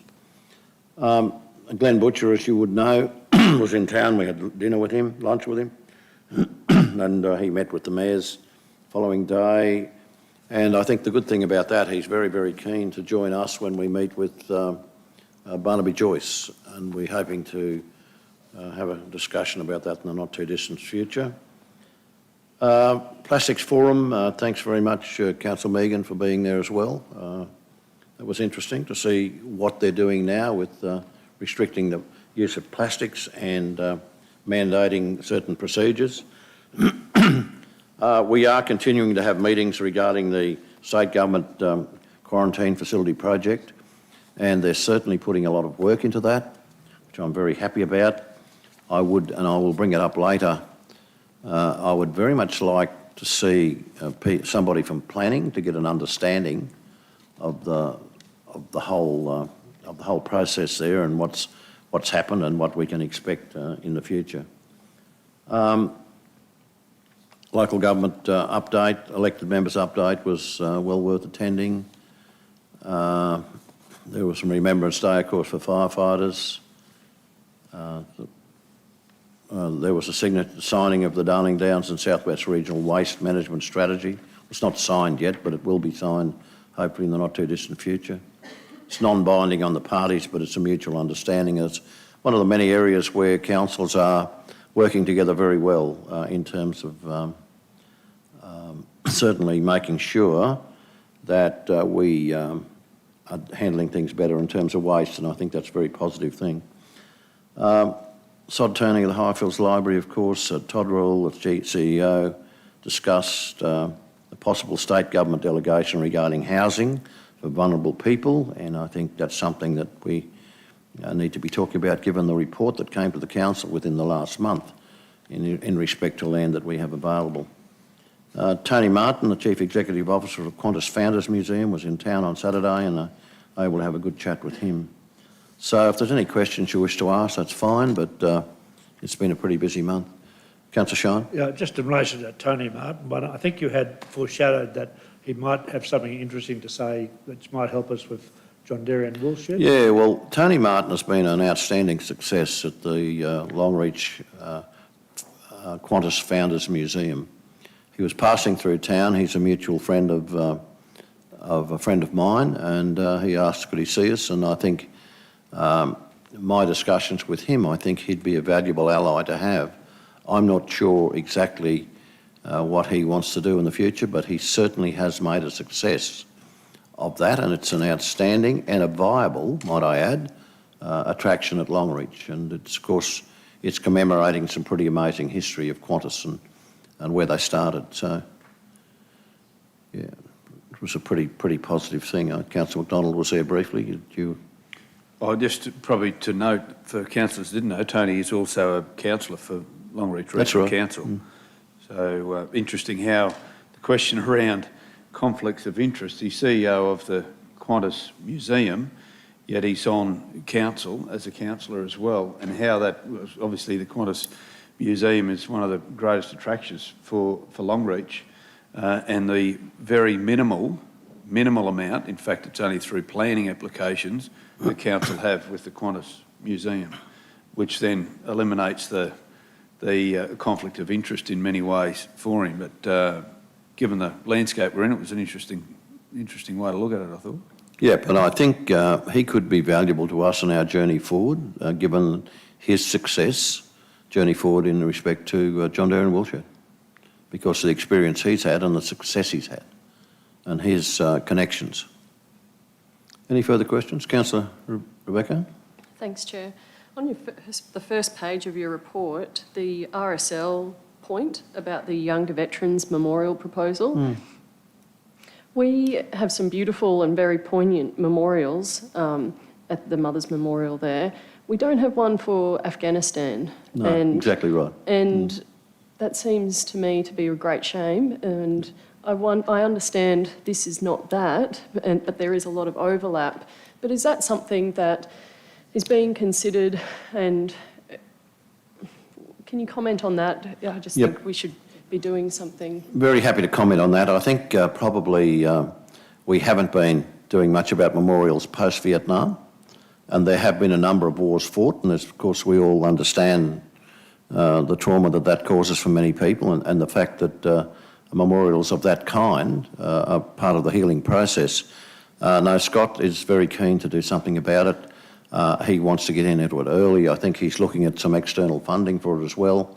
I'm delighted that it's happening, and our property people are certainly talking about location, that kind of thing, and that truly is a beautiful spot there. You know, it's got so many memories, and it's so much that's so important to all of us in terms of our respect for those who've served this country, and very keen to continue with it, very keen to support him. I think our property people are currently talking to him, which I think is good, and we can go from there. Councillor Tim, you had a comment, Thanks, then Councillor Carroll. Thank you.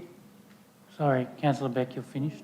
Yeah, no, Chair, just to add in, I've been in these meetings with the RSL and their members, and they're very keen for this. And the idea was that we perhaps could have a motion today, but my understanding was the property service team are very much delegated to look after that and are progressing this, and I welcome to it all conflicts post-Vietnam and our vets locally that have served in those, and I welcome this with your blessing and in your report to what it can come to.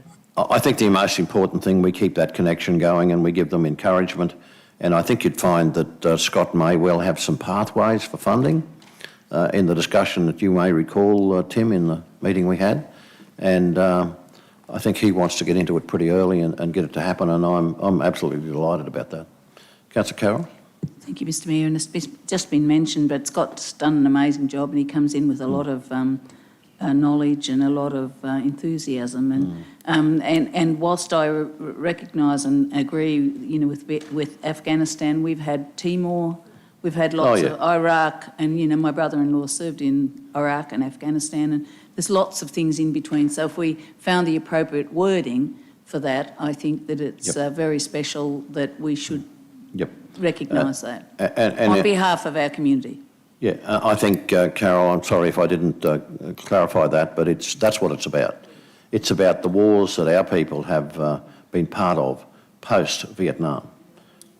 Yeah, and you know, some of the wars were very significant and were the longest wars we've ever been involved in, and others were very minor skirmishes, but we played our role. You know, look at East Timor, those sort of places. We certainly played a role, and we brought things to a pretty satisfactory conclusion. Councillor Shine? I just mentioned about a week ago on TV, other councillors may have seen it, there was a report of a similar space being dedicated next to Lang Park by returned soldiers there. That's great. I think probably for the same period of time, of service. I was very comforted by the fact that Scott's got some very solid connections in terms of potential funding, not that it, you know, I'd imagine that the RSL would be more than happy to become involved, but he had other sources of funding which encouraged me. Any further questions? Councillor Nancy? Thank you, Mayor, for your report.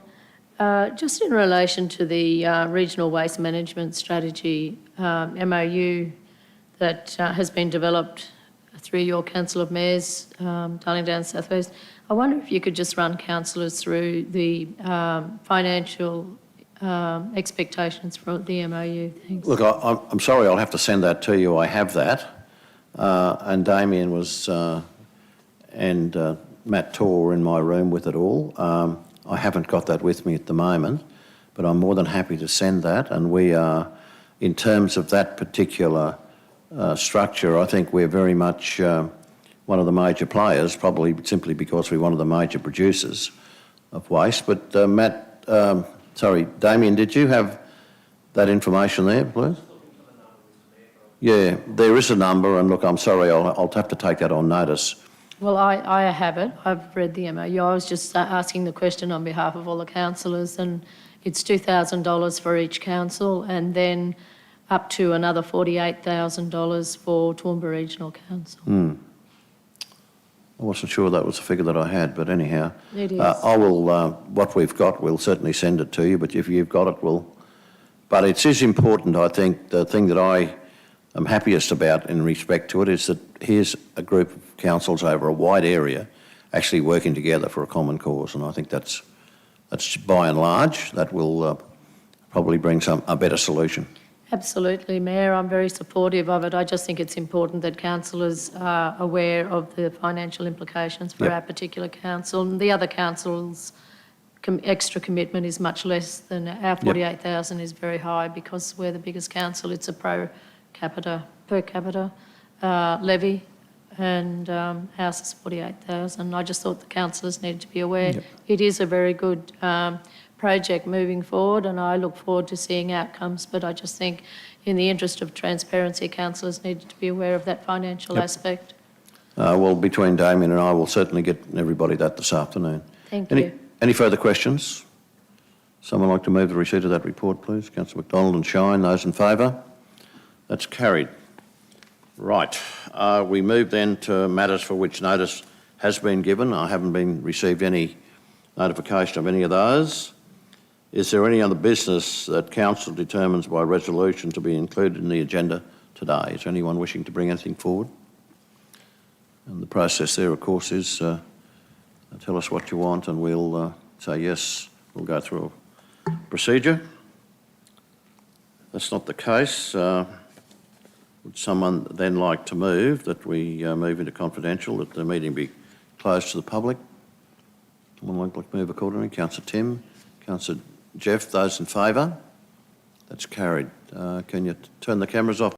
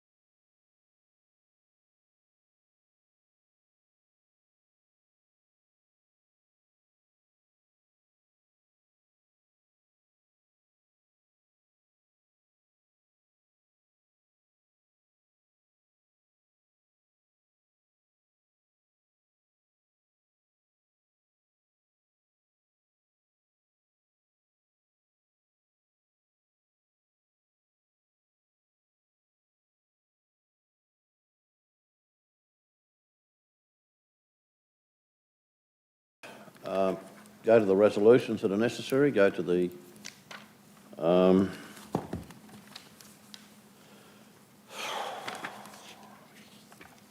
item 17, Mount Kynoch Treatment Plant Stage 4 Enhancement Recommendation to award the contract.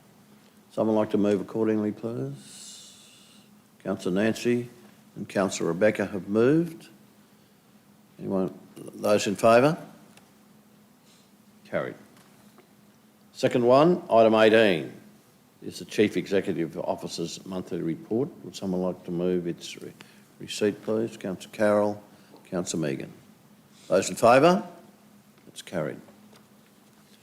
Thank you very much. It's been a long but a very fruitful day. I think some of the discussion we've had has been long, involved, but by working together we've found solutions, and I'm thankful for that. Have a good day. Thank you.